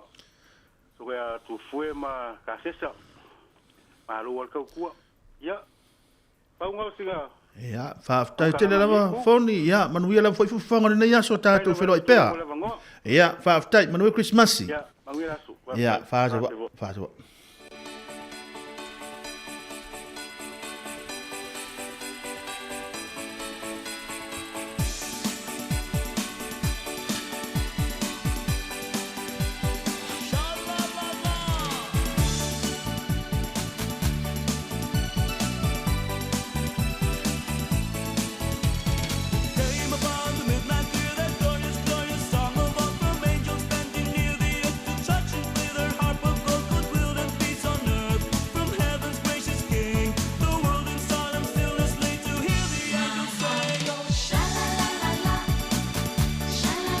Tala pere tātou laina le nei vaenga o le tae au ina ua toe suma le tasi nei minu jona tāle o le tūla se furuma le lua tāle tūla suma le lua tuina ato tātou tala fau ngā ta fo ilea ia le tūla fo e suma le lua te le tūla suma le lua whaatasi me le sunga ia he rota se fai se mafa mtalanga o le ale mele na tupu le vai aso lana se ima vai atu nei le anga le na o whaalongo mai o pisa fa mai o he rota o le ala se ia tātou whaalongo i le tūlanga o le fofonga o le fofonga le whaatino ino le tala pe ma se isau e tau mai pe fia sana kon ka rate na maua le tala pel tātou laina tolu walu lima lua o whaatasi ia mo malo telo le tātou tunu ia lo fia maua le avanoa mwhai ona wala au mai ai ia a ono tuinatu pel tātou tau tūmana unanga ia i le tasi ono tesi ma le tasi whamo ia i nei Wellington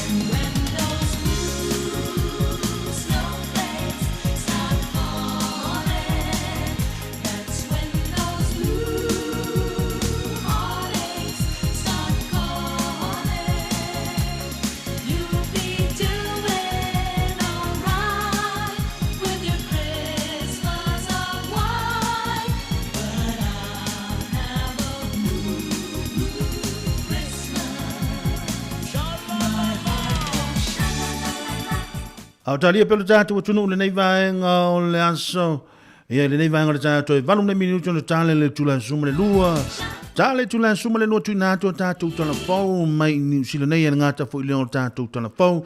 Ia mai i Samoa. Ia pe ona iai. Ia ona te ale le tula suma le lua. Ia ona mafutatu fo i le manusa ia tasi tutula vaa. Ia pe au wale wha awina pelo tūlanga le tātou tautua. Ia e iei le vahenga fo le pe ona iei le nei fai ungo le nei tausanga o le mahea le tausanga. Ia pe e fōlinga mei e tele nisi o whanave lave sa matu ia sa whapena na tutupo e le ngātai tono o tātou nei New Zealand ia o Samoa. Ia o le tuanalo le tātou ala leo wha mole mole ia leo ua tātou iei aso fia o le aso fo i o le a to tele i lātou o le atango fia le tūlanga o le ava malosi. Ia, mātou te le whaapea to le ale tūlanga o le meana o le whaitalia oe. A o le mātou tū o lalo, ina ia whai masi fuafua, whai ma le fuafua, whai ma le tau. Ia wai pe o nāle ala mai le tūlanga o whaalave tātou te leo o mana o mia le taimili nei. Rona winga, ia ngāta fo ilea, ia o le tātou fsosani fo ia tātou ali i malu o le malo, mole atu le ngāngar whaaftai te le lava, ia ili i malu o le malo i le nātou ngālu e ngā whai ngāta fo ilea.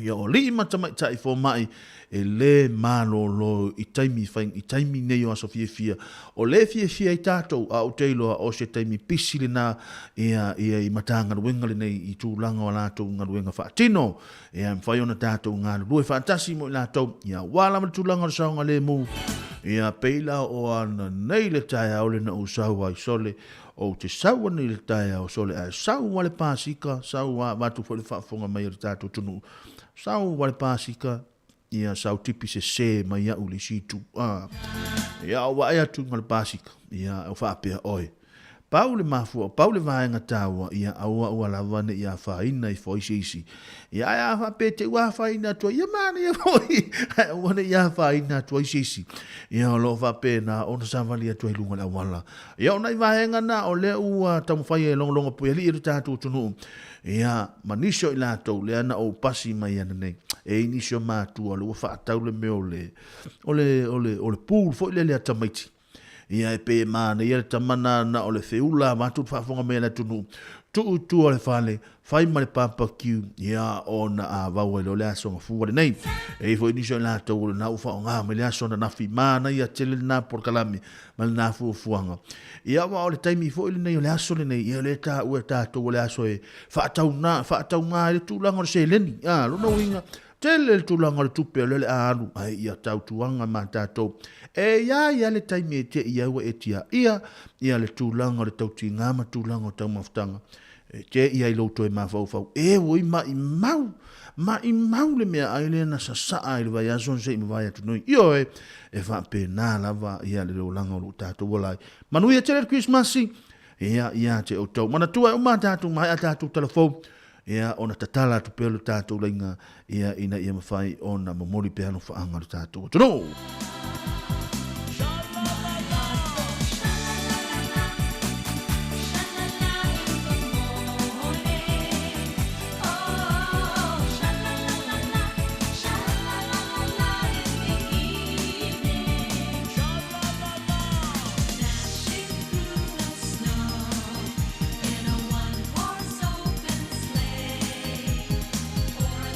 Fields we go, laughing all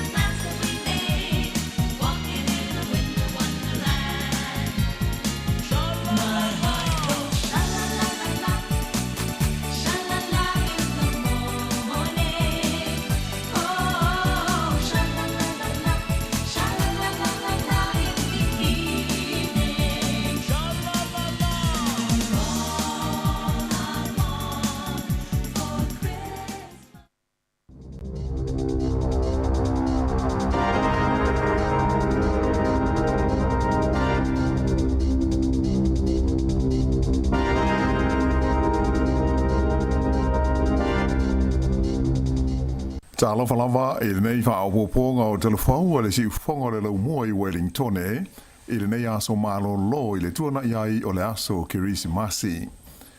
O le talamo mua o le covitis furmolaiva ma le taunga tau le soifuanga o nisi ia o le mau whaafitauli o whengai nei ma le totele o tangata o New Zealand a o alo atu i aso malo lo ma aso fia o lo o iai nei. Ua whailo mai e whaalapo tonga tu maoti o lo so soani i tangata lutele, sa i longa o na pisi la tau i nai vai aso ia ua mawai atu nei, a e sa le i whaai titi a ia la tau tau mwhainga i le aso le kirisi masi, e langolango ina i tangata sa mana o mia le so soani, ona o le lava o le wha soa. E si dia i le lima se lau la whai tangata sa a wai le tau mwhtanga wha apitoa le kirisi masi, na saunia i le City Mission i au ki lani.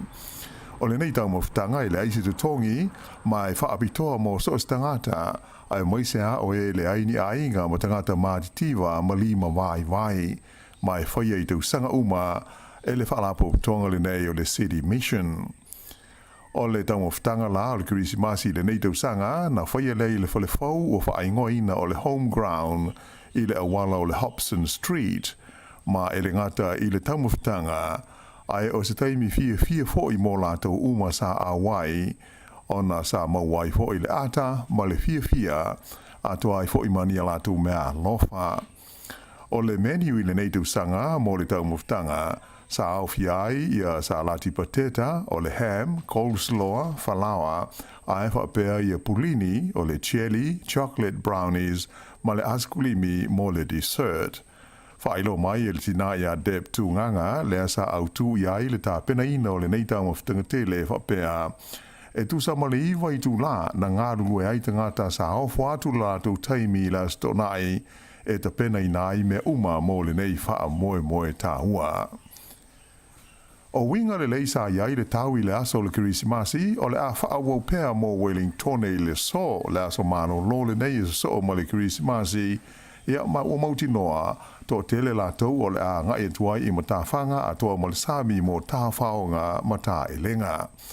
Whailo mai e le li ofisa o le wa aitau ia Dan Corrigan o le Met Service o le a wha wau pea winga vevela ma le mawhanawhana o le tau i le nei vai aso.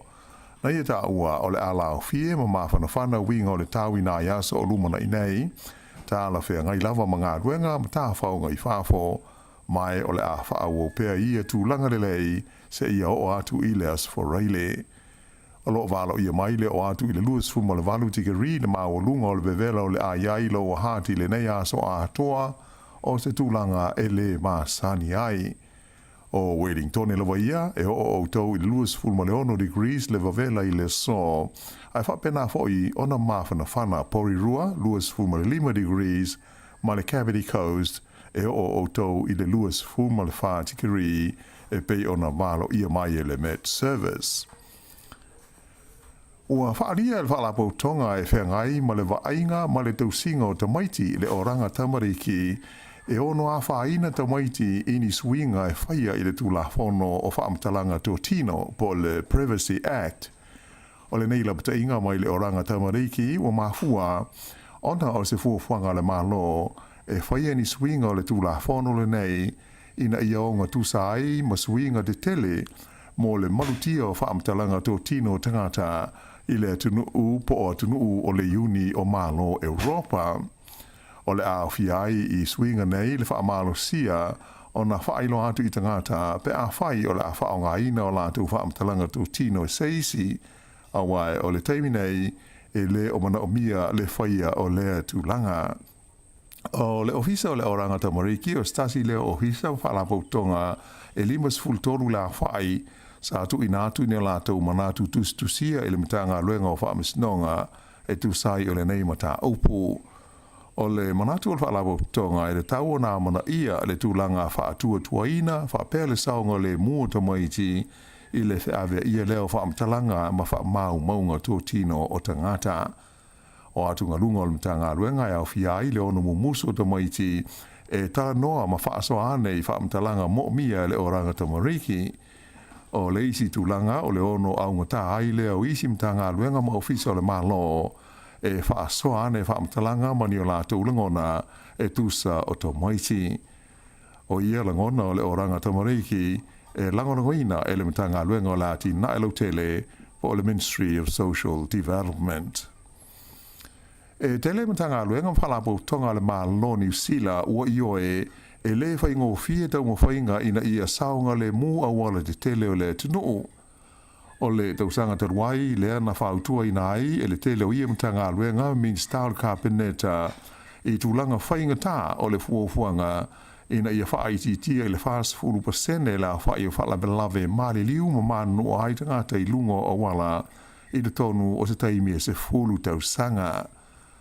O le tausanga le nei e tu sai o wha mau maunga ua tutusa le leia ma le lua afe se fulu walu i le mau lunga leo la whai o e ua maali liu ma manua ona o whala belave tau ta amale.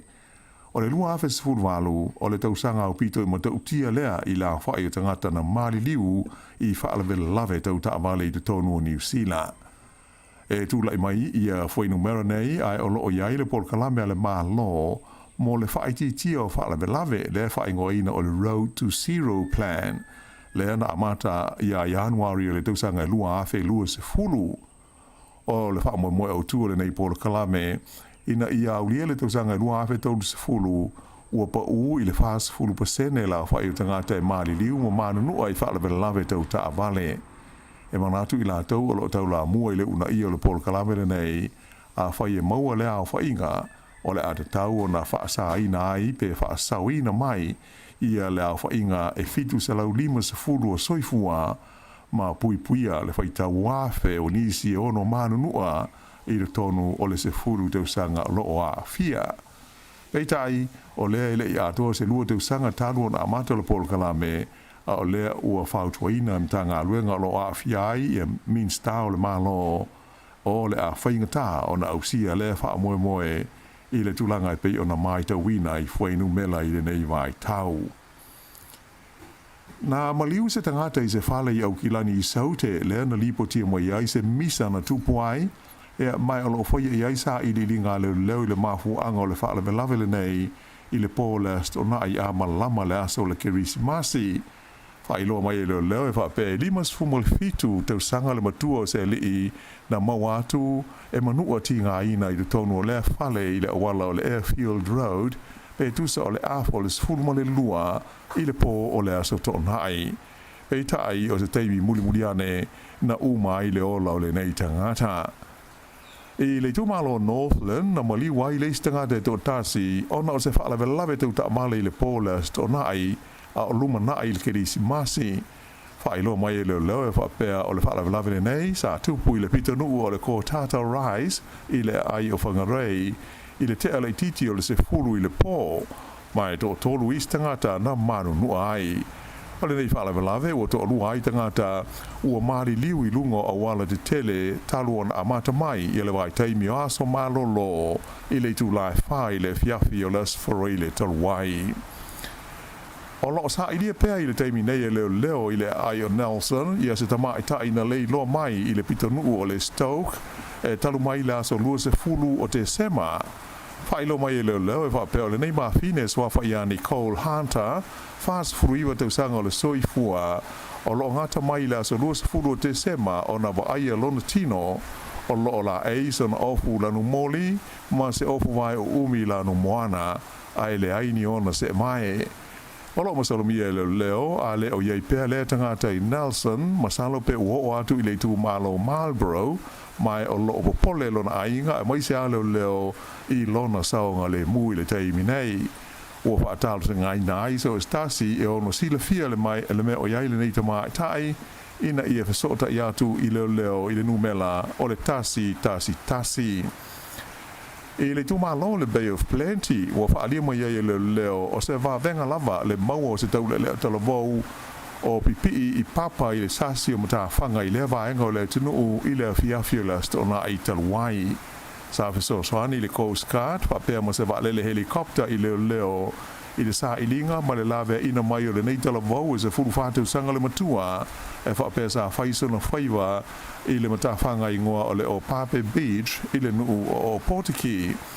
o nei fa la ve o tu ina mai ai ma se la pata inga leo i le mamaru lo te leo le tino o ina ia fa te ma sau ni uni taimi e fa ngota ai ma ta ele le sami a to ma vai i le vai taimi le nei o aso malo lo o nai ma sani ona te tupu mai ai fa la lave e la matia ma fa ina ai le soi fua o tangata e faitau se lau la fai o tangata lo tau fia i fale mai tu SS o New Zealand le taimi nei ona o le fa mai COVID se furu mariva ma le fia hafe o isi o lo fa anofo e sea i le tonu o la tau ainga e tusa o li poti au pito lata mai o le fa mai i le mtanga ruenga le soi fua malo loina o le aso Christmas i nafi e fa se lau luas fulfitu la fai o tangata na tau fia i fale mai ona o le virusi o le COVID furuiva o le astona i le vaia e lua afe ono se lau ono malu le a whainga o mai fausa wha mawina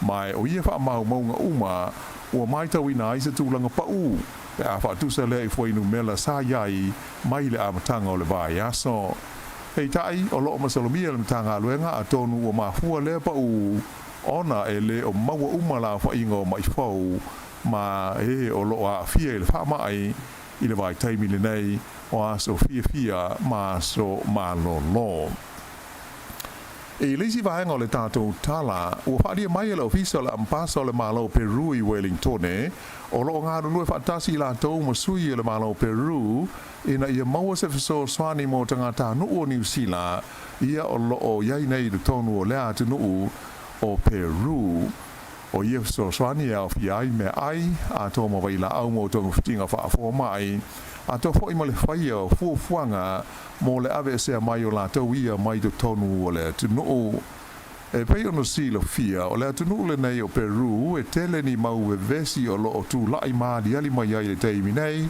talo mai lava ona ave se malona tofi le li le sa ave mo pele stene so fa ia Petro Castillo ile lua vai aso tanwai mai tele ni solo te o faia mai to tele fo i tangata ua mari liwai fa ilo mai le tanga luenga le mai fafo ma fe fa tau inga ale malo New Zealand o fa mau monga o lo iai o ilo ai e fa se fulu ono la fa i tangata New Zealand o lo iai nei le tonu le tunu le nei o Peru pe tai e masalomia e ono mau lunga atu le au fa inga ta o mai o lo tau mo faila official ampasa New Zealand ile tunu o Chile le la tu de tausia mo Peru e na ia faia fuanga o mai mawaise so swani mo tangata New Zealand i tonu o Peru o le lipoti au pito lata mai nei na ta o mai ai o lo ta fia nei le faia solo de te i tonu o Peru se ia uma so fia ma so malo lo mai o lo ua fautua ina tangata uma ina ia nofo i tonu o la tau fale o le mafuanga au tuo le te o tangata ile nei tunu ona o lo la tau mana o ia vave faia se fai ngā pālota e toi fili ai ni o la tau tai fau i le ai o me le pone i Australia na loka ai le leo ia Santa po le tamalu kirisimasi i fafane o le lo Bunnings ma fua ona ua musu e usta ia fautuanga la ufai ngā lue ngai haru i fafo mai le fale o loa o ata sa pu ino le nei le ina wa ai o lo la e ana te unga Santa Claus ma whaarua i solo ai le tonu o Bunnings ma whaia ni a mionga le tāla whea ngai le ana ma fua ai ona fautua ina o ia haru i fafo ma tu ua le fale o loa peita aisa le Italia ina le nei tangata ia tūlanga ma fua ai ona mala awina le so swani a leo sa umi se taimi o tau mawhai leo ave o ia i fafo mai u ina whaonga ina ai ma le pepper spray i dau whaafi le mu ai o ia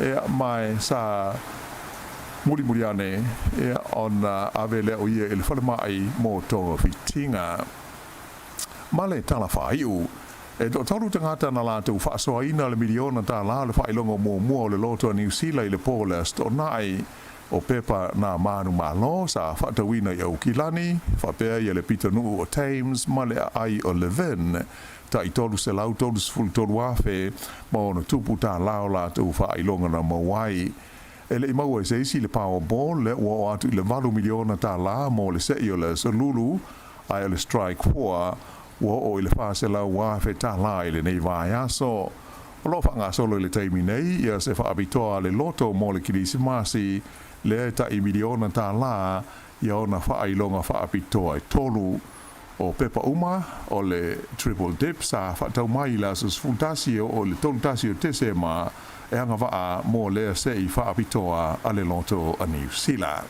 E ala whaiunga le nā le nei whaopoponga o talafou.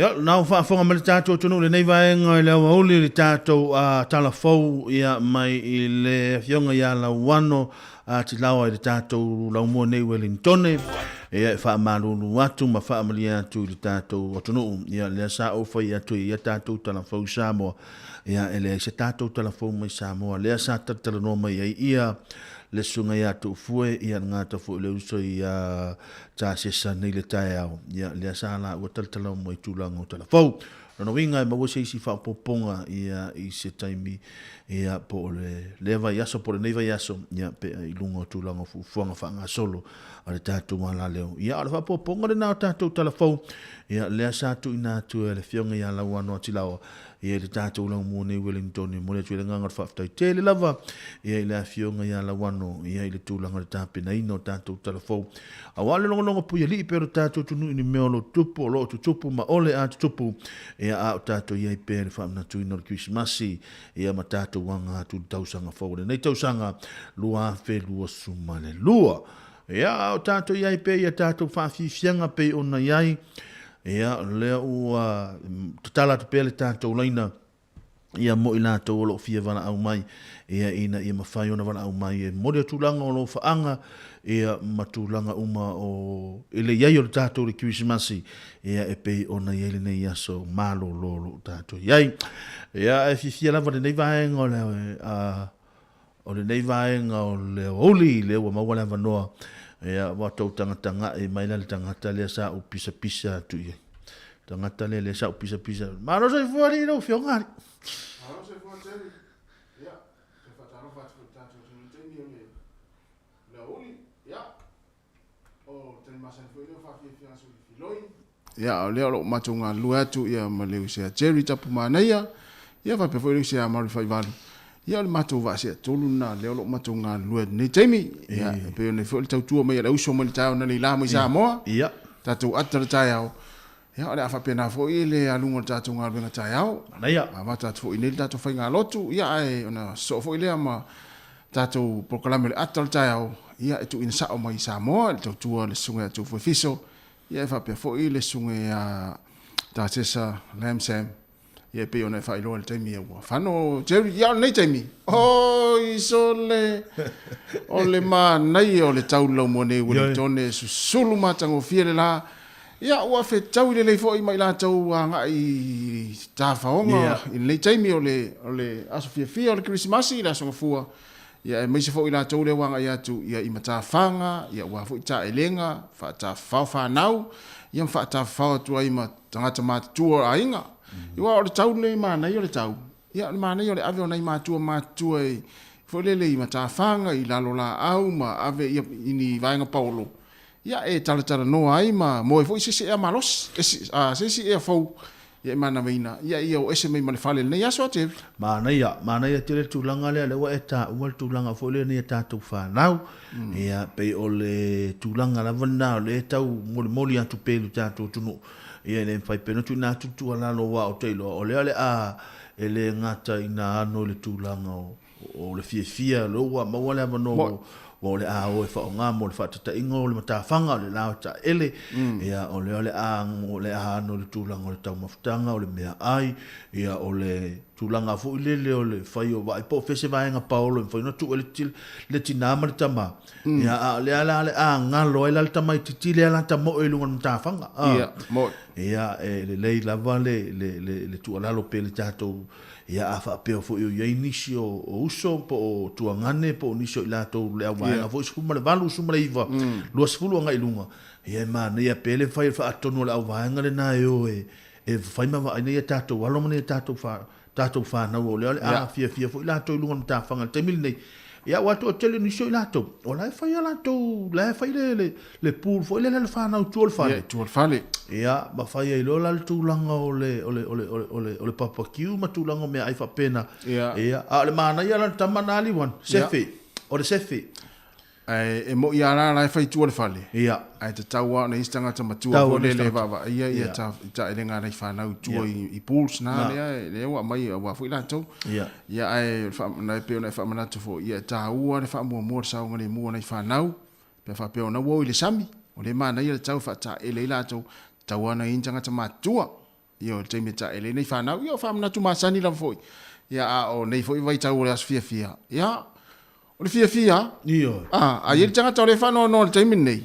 ia o te le lopo le mafu anga le on fa no e mafu on fa no ia ona le o fiu le ainga e vole le fai mai ana fio atu to na io le ainga ai le alu atu sia le mafu e te le mafu anga le ana le alu to na il to ainga nafi e mafu anga mua wa lu le po a to e ona e ala ele tai au le isi to nai o le isi tupe alu atu i fale fa atau waloka uma ia na tai ala i o fa misa el tina ne ai ai le o se el tina ne ai wa ni o tamale na se sa ta un ta pena le to na il fa ingon vayaso o si van e tau na nei se swingo tamale ni tau sangari wan se wa ta tau na yai ta tau na se swingo nei foi tau sanga ia ava pe o le sa fa le tonu ia le nei tau sanga a mata lo le am tanga fo to e fia la so to e lima so to e fia to e fa pe to e lima lu ono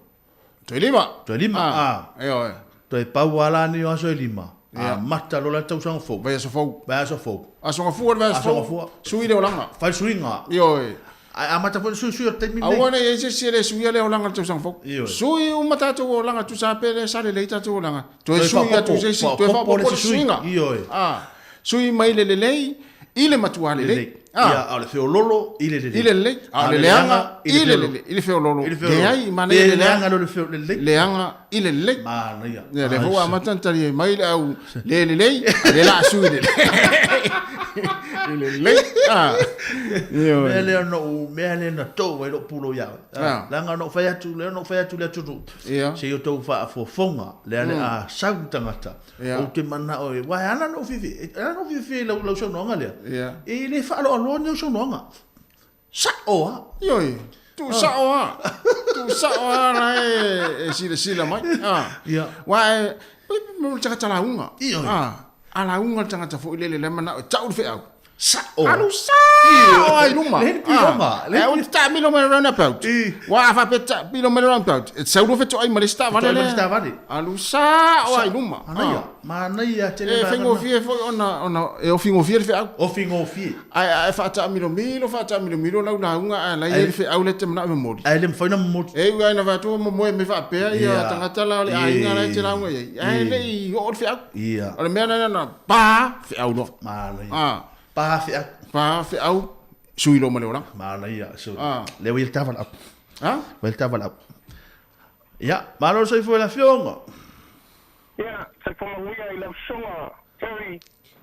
Ja, me si foi fa kai o le wa ma wa ko no ka ngu ya na ma lo fa no ngia sa fa kali. Ya fa kai o le wa ma ko fa no no ku ya e rota e pe o ngai fa kali ya ngia yaso. Ja, maar dan zei voor lo fionga sila. Yo. Ja, maar wil Christmasi. Ja, mangia Christmasi a o songa. Du be sila, ma lo ar soi la lei. Ja, soi fu mangia I la songa ile. Fai la un tala lei. Ja, ma ka como fisa. Maria for Christmasi la fionga ia mala inga. Ja, papi nga foi la songa mare, mo fo alo mare, kinga le ainga. Astai fa ia lupe. Sila le sa fa fonga me la fora tamal tai ni le out. Keringa me le mai kawa Terry ile sunga yakas. Ku so le wa le sa wo mai a fa yo le le ko fa polisi le le. Me konga le ka wo ila sa wo nga foi le fa so ya so la nga ko. O le nei ta mai tutu o se ta mai titi vai a ta mai. Vai tomo. La mo fa lo ko ile ka mo fai. Le pe wa marka si lo marka mo fai o ya kasi. Le swinga la plamba. Wa kele swinga le mo fa lo ko ai. Mo yo ya. Malo. Ole me sirika wa fa kai e lo mapule. Le ka longo le ka ko ku ngi vai ka o so ifonga. Dai. Kau tiri koe fia whanongo se kala whangongo e seise. Moi. Opu mai se whaarvelave ia e meso kokongo re vai por sami a. Ia. E le leia a whaie pe iau alangoa re kero kaini. A whaie koa lima pe koa ongo ka maikila e ave kaunko koru kanga ka makua ia i kaimi nga. Ia. E wau le si kaimi a lala a loa i le whainga Facebook i lunga makawhango. Ai ngā loa ta maiki e ka ele. Sa. E matau dia o le nganu e vivili le nganu I sau a vaku se ka mikiki ang koe. Ngoa ile o se tala I ale la saungi mo koe o ngiaso ia. Kako saungi le urufale kau sang faupe au dia ile lo foleri. Moi. Ma lore faukua ma lore ki ma ia e whamangi aku le kau sang fau kako saungi mo kau sang fau ia ila nga le leo le ria kai fide mor whainga malanga. Ia wang si ka wang whainga ko ia so ko ia kako kalo le ria kai malanga ia kako whale aku malmanguia ia kau sang fau le lo foredi. Ia. Ka ko ia moria ko lo whanga inga yo mako wai lau malava. Ia mai so le whainga luenga kofia le li so whai kaulang. Ia whamanguia aku kau sang fau ma lor ngā lua ringi kau sanga o le a kako whamawai iai. Ja, familia voor kan zo voor jou mo sungari mo verkoa mo falo ya me sembalo re ka ko faingalwen. Waftai. Ja, ako falo mo mo ka ko ya ko ri ngala ko ka ko kamale o pai ala lo ka le o fi mai o Take loa ko ya kala e pu e mai le manga vai ko ko foi lele ka fa mangifime. Me ai. Se la vai no como se au foi se kuro o fusia o fulai o. Se la vai la usi se lu matsila. O la u vai ile uso. O matua piste ele a to se lu vai aso tanu na malanga. A le suinga tele le ua iei. Fole le ua vav, o fole le ua fit le tangata. Whapea, wa iei ia tangata fole le a umina alu e manatu. E sui le vai. Ioe. E iei tangata fole e vai iei a alu e manatu. Pe manatu, tamara inga pe manatu tina le ainga. E mese pe alu tasi. Te vai atu ua sui, vai ale le ua, pis tangata ua alu le lua vai aso koleni. Koleni lua le maunga. Mai voi le lea siu fo mai e sue le maua.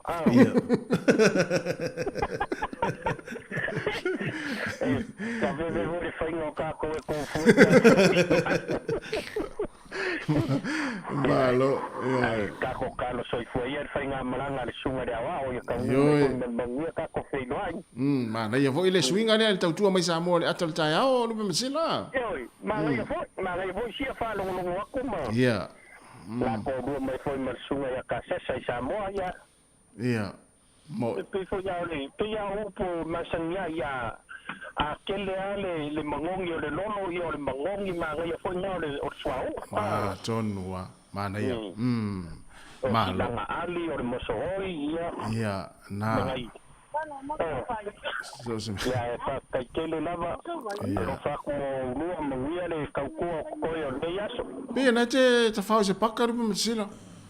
O le wasaui o le la o e ave kamaiki kai le kunou lava le sami e whaka ele mi whaka whaka sami. Au e. Maia. Ia, mana ia. Wau waupu. Ia, whaftai tere lama mania fo ia ne yaso lupe masila. Pe foi mana inga. Manguia ne yaso. Ia, whaftai. Sila. Ia, whasa lua. Mana ia, ajevi. Mana ia. Vai le ua sauni le fionga lupe masila mala inga i malanga. Ia, ua fo ia ta fong fo ima ta elenga fa ta elei fa nau. Ta faul baka. Mana ia. Le tu le lei. Le tu le lei. Wa le mana ia ta tau tau. Awa le fai lau tala. O na mana tala na fai le ma por kalame ma leo so ia marilas fai. Na valo ia le tu langa fa le tonu tau va so nei mana so na fi mana storna. Ia. So ai fai ai o le so na fi mana storna so. O le mana ia le tau so. Mana tu fo ia ta tu talo le tau le ma sin ta tu le tunu le telo tai au. E ia mo le vanga fo le ma sani on ta tu ta o le isi luas fu fai tu la lo mana. Sui mai le tau. Mana ia. Pe la ona ia fo fai ngol vai aso. Ia sa le le pe ona luta noi mal. Ia o le tulanga na ia e to e sui le tau le isi luas fu fai tu la lo mana. Ia mai le taimi le alua to ita tu a talo le tau. Mana ia so. Ia. Ia. Lei. O le ia. Da stapes. La vai foi stapes. Pese ana la sa. O le te mana pe Christmas pe te mana se pese sui hui le. Pese vave. Vave. Pese sui. Ia. Mo la to la le na matua i le na mafalta mftanga nafi. Mana ia la e tu la e mai la lunga. O te so lua. Tau na fa manostino. Fa manostino. Fa manostino le uri. Ai fa pe le mata mai mo mai lunga lau ai. Ia. Le ngala siva mai mai. Se tu lo fa fo mai le tu. Le tau. Wa le mero le o si ya. Ia na. Ia malo la ma fa mai tatu tino. Ia le la ta pesele. Mana ia. Tala per tala. Ia. Ai e mana tu ali o le fia fo ngala tu no pola tu la ngale na yelta. Le tala le sa e alu ye. O le tala Christmas. Io. Sole. Tala sta pe se. Tala pe. Le anga le to tele le vala mai. O le fa me fia fa fo po o le fu la fia lo po le ale tu langa pe fia con cravate le vai. Pe na tau nur con cravate pe le ai. Ia se tala sta pe se. Tala pe. Ia ona ta fa penalo fa ta por kalame tas. Mana ia. Ia istoi le foi mo se report ma le to fine ana fa solo. O le siu ta tu ana leo mai o kilani. Ia pe o pofe o kilani le ma futa mai e to fine ana. Ia ma o vista to report le ava ngo le pitonu o kilani ma futa mai. Ia foi security masi ia o kilani na to. Mana ia. Wa ta to ma ta to va ai le tu langa le sai Wellington le fa ngo le va yaso. Ma le security masi le sonna. So le pe ia o ile na fa na ia le fa. Le file mu le uma. Mana io falen teu sol. Ia. Pe ia o fa pe sole. E se la va ia Wellington le tau sang. Mana ia. Pe ia o i le na soi fu mai le fa ola. Ia. Mana ia. Ia ai no le o te koleni tatu mo tau sang fu. Na le. Tatu hurricane. E fa no yesu e kole. E koleni na hurricane. Ia. Te stato bese. Io.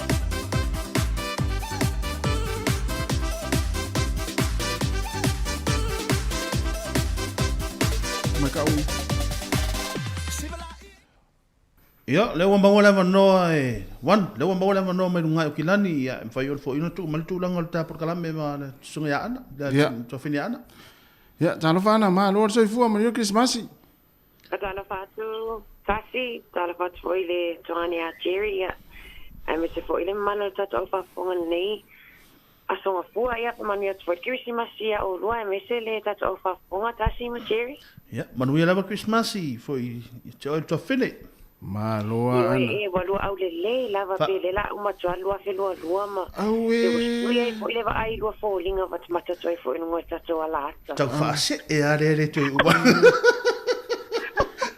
loa ana wasu ya lo leo na wai o tu au kilani o le ana o mare tau sanga tau fa se e tanga tari ta wali ma loa o fe a tono au kilani le te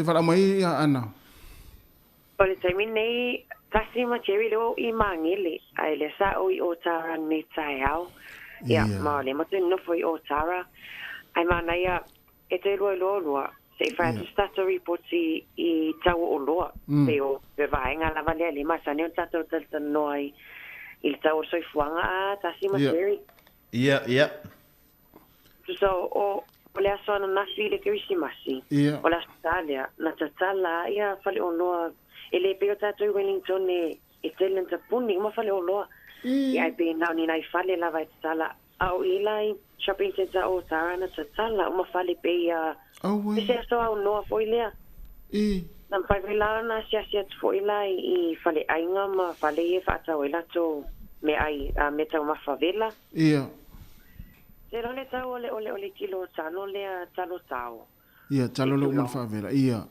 justa ole tala si va en ale nei sama sani la vona sfur fitu tala tau ole kilo talo le uma favela ia a ole asola le nafi luas fultala le tau ole kilo we ole ai kasi ma chevi ole au saina le pataua ia tau mafane so pe tolu tala ile lima tala le tupena si le tau la to lo ile asona nafi poto tele tangata nei la wai loe o le taimi o le fulele pisi ai inga Pasifika fulele fa tau to na ai tumu ele fo I tangata tau la vatata tumu yo ma toi si mo vea la va ia fale ia au la wasi ia wai fa tau la to le lu au fa tau ia meta ma fa Samoa sole ia o julanga na I popoto tele ia o foi pisinisi Asia ia taimi fa pe a misa taimi o a Sofia fia tumu fo tatu tinu ia manga I fale aina na vela fo le wa fo ia fa tau no tamo o le taimi la nei ia o kilani o le ase va ai fo le tulanga le ia be o le Boxing Day le nei New Zealand ia pole tulanga ia taulang fa tau po pisi ia po wa vai fo I tau le ni si wa rintu pe o matu pe fa ingol vai aso tau le ni si wa le e tau le pisi ele pe o tau ina la vai po le dua ata si pe o Boxing Day e o loka o ma wala ia le mato mai ni mato te o mai ni mangile kilia la vale sau po ile ia e o fela son nafi o te lota si ai ona o popa uto no le Christmasi la so sa ia mo le ai mancha va chalinta vale se o ai ale tau o lota si ma cherry tu so mantua so ia sa fa ta mo fia o kilani le te o loa taimi nei ia o te lo tu sa le tau fo tu sa ma tau o loa tato ia tato nai Wellington ia mo ile ia esa o le ia eu te ro tu sa tau Jamie nei Paule me mana ere wa nga ia tasi ma cherry o le mana yo la tlo talo fo ile talo mata la le tulanga ile kilo le talo mata ina o kilani fitu tala iva ia la vai la talo yo no tala ile kilo ai e leva ai fo ta it tau leva ai toinga talo ia mo ia tato pe e mamango fo ile si too low ia o lono winga ia o nuia tele fo ile vole le ia mea mata ina o kilani le ngata le talo ia o fai ia wa pe una le tau no me tele container mai Samoa ia e fitau ia la tau ina o kilani wa na tau no mai ia o tatu ne Wellington ia e fai le tau no mai ina ia to mai fo ile ine ia e mai uma tua mangu ia tia pulo talo e o lo tele a ina le ni so o vai va pena ai ole tulang foi le o ni taimi o sauninga lotu le asona nafi sa e lotu ana sa e alu se lotu io oi ele te na misi e se to fine vai na ia o le peo per vai na I o tara la son nafi sa si ta foi e o tu o mai e sauninga lotu sana le o mai vai atu lai o mai lava lotu ia mai o I fare o loia no ka sana mo at ia ai tu mo ai tangata ia mantua o tara mangile ia pe o apia lua ma pia tolu le ia o pia sa wa ia sola ma nei au le tau tasi kanu lavana mato mai le pa sole watia ile imu vatas ma nei tau yo kilani ia vela mo tato ia mai Wellington o tato le ngale no eastern ia na tau le ia te ro foi watau foi o la ngona foi tu e fo I mai nei New Zealand ia tu langa pe ono to ia o kilani ia a fo fango nei aso ia o mana ia le ta fanga nei aso po nana fai le fie le fale ma ta fango I ma tamaiti ma ainga DEC le no for fale ya tapena foi le toi fai malanga sta ya tasi ala si me mun muli le na fai ona mato si asi le itunga mau ya po le vainga foi le I mangele itunga mau o tumu o le mana ya tasi vai foi le tumu fu ma le na o mi fu ta to parade ale wai lo neo afia mo so fu na so le itunga mau ma tu ha te le fu nai tunga mau I mangele mana ya tumu tele fu ese tele foi tanga tasi asi me la so ainga ya mana ya o lo sau o lo sau mo e fu e fa tau ni ma lo foi me sine no foi na ua mo foi se fasinga malo si no asia se foi ainga ya kilani ia ma fai as fia ai ya na la tu foi mai taiao ta tu feiro ile solulu e wa ona na e sau e fa sa mai lo ine ta tu ngaluenga le solulu ya ele se vile mai le solulu ana ai ya manuia la wa se ia ulia le lo afilo ona oa amasa me lo la ia le ai manuia lo sa tua tasima Jerry ma le tani a Marina nei tua ia lo fats foi molto lava le ngata le ta to fa fonga nei aso ma ne te lava ia le Christmas ia mas fia foi ia fa te tele lava ana fa te foi molto tato report mai o kilani ia manuia foi ia le to foi mai la so taiao ia e to sawa o mana mata mai ia tu I pelta mai ti o kilani na tu mana ia manuia le ia se fo fanga ai lo tene atu ia fa ya to fine an fa solo ya sui o tatu ala leo le fonga lo mua ya o mafuta mai o kilani sina report fo e vai lan tu langa leo mo waile che ya le tau o tamofutanga ma vai ngwa pena ya poto tele la u vai nga ya a mi se la va wa si wala o la tu si fiere le fie tele tanga te pasifika e volele tu o lo tu fa sa o tu ya ai o le tutawana me silo la nga fatia na yo tatu tata va nga pena awa le si va nga volele le uta lo wo a be va nga le uta no mai an awa tatu pero atu ale tau e le tai ya a me se le tu o le foto atu o lo tu ele o to e ya o se tu ala lo vo e mana e vo va nga le ya to tanga ile tatu wa tatu tu no tu na ingo tau me ya wa o le vanga o le tau titi longa i e ro inga uma lo Christmas ma tau sanga fo ya te ufa le tonu tu ile amatanga tau sanga fo wa le wa pe o le Christmas ai ma tau sanga fo tele na fa tau le tele le fa halu tu langa o se le ni tu langa me tau ma ya fu tau le ya aso va son tu le na usa fa fa tau o si le fil pe chips o le la tatu le sa mo samo ia le se fulu lima su valta la samo le tang pepa soli o so fa tau tu fa so di mata la tang pepa soli Allah o le mena o te musu te ale vole le fa lo loye fa le mai le la te mai o lo mai samo ve lu ngor tau e mo ya la e finga ta fu o mai nga mai samo ia ta fu ona fai fu le tau fa pa le ni le a mo sina la tu a vole le tu fa popo polofiti ia o sona tu te ringa fa su lima wa na fa pe o te wa tu es fu lima ta la na wa isa mo a usa o tu fa pe o so fa le o lo te ia le te fa ta wina lima fu ta la ta no u fo I mai ai fa fo ta milo mai tu le fe to le tu ia ala loko o sa wa ta la loko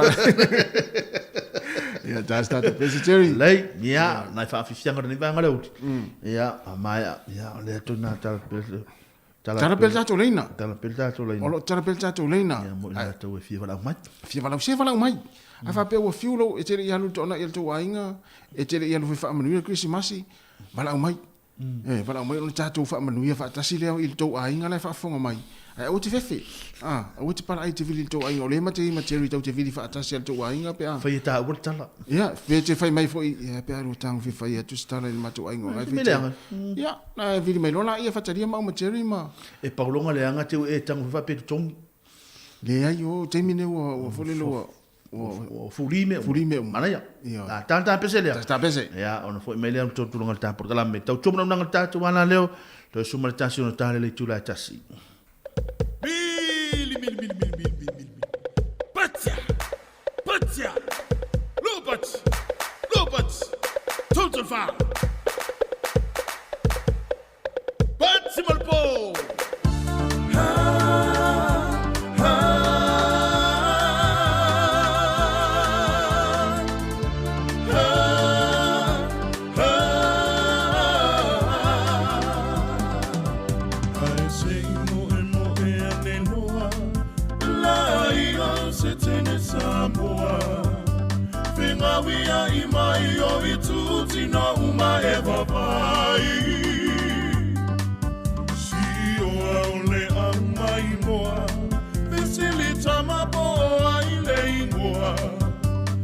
pese se vai ngane ile atoa Pati mapole au mai moa Me muole pese tu sapele iloa Me anatonu lea O fia nga fasa boa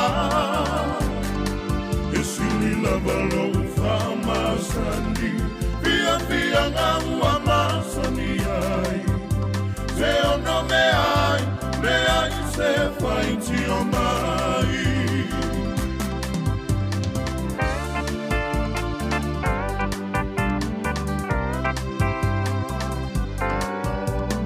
Tufa mai si toia ina La nava ai ua tausua ina Masalo sa inu I se whaamafu o se ainga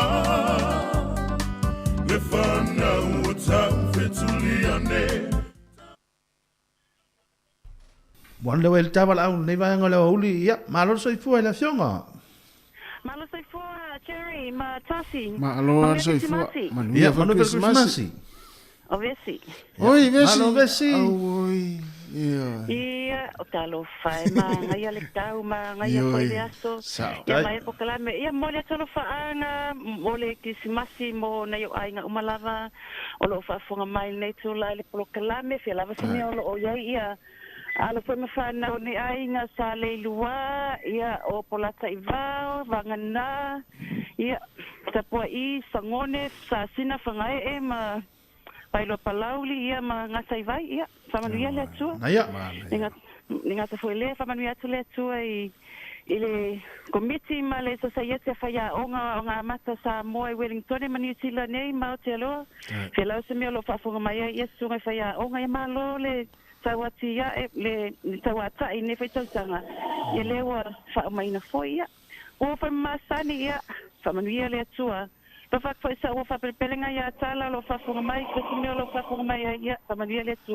Ma se foi ni ainga mo le tuelo fa anga ile net. Ma so o fenga luenga ile net lo hat.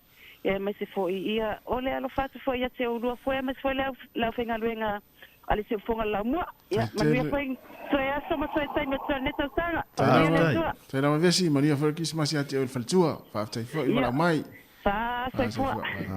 Vai lá Jerry. Ma nei o to inga fa monianga nei. Tau manu. Nei ya. Tau manu. Iyo ma ne tele famlianga alu manu wale o tatu ile tasi se nu ostangat. Te longal mai o fa monianga le lu man tusi lalu. Na le sau o le avono na mo la avono. Le masenu emisi. Na va sau sa o ma nei tele. Sau sangone sau palauli sau ma isinu Iya, mana ya. Ya. Ale la stulanga. O fe tu nu je. O te whaamanuia te fo matou nu. Ia. Ki o simasi. Io wa leo fato o mai afo ale le talu le mo Christmas.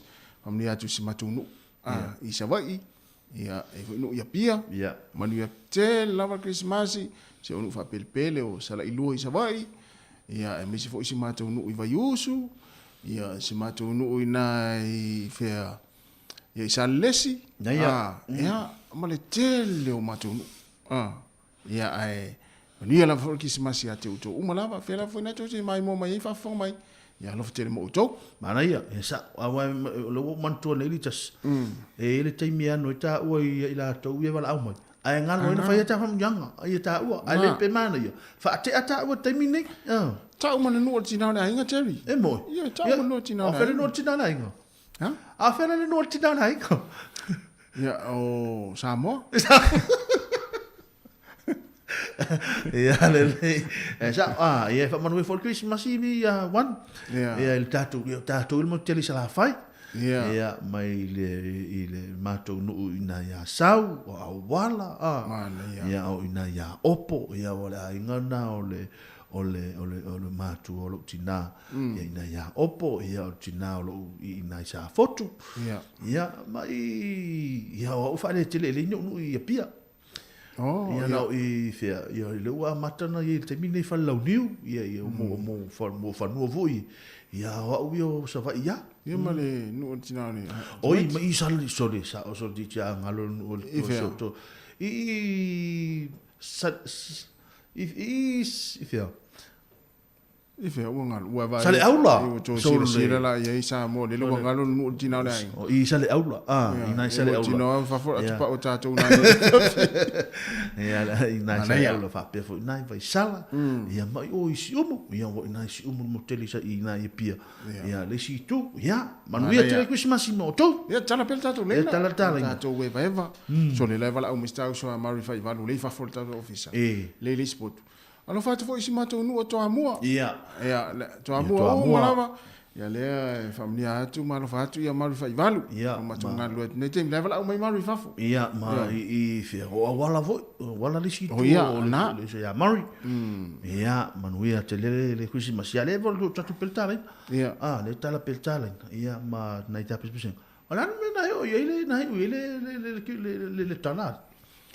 Tala Christmas. Ia le tala Christmas. Sole. Te loa la te uli taro Christmas. Ia.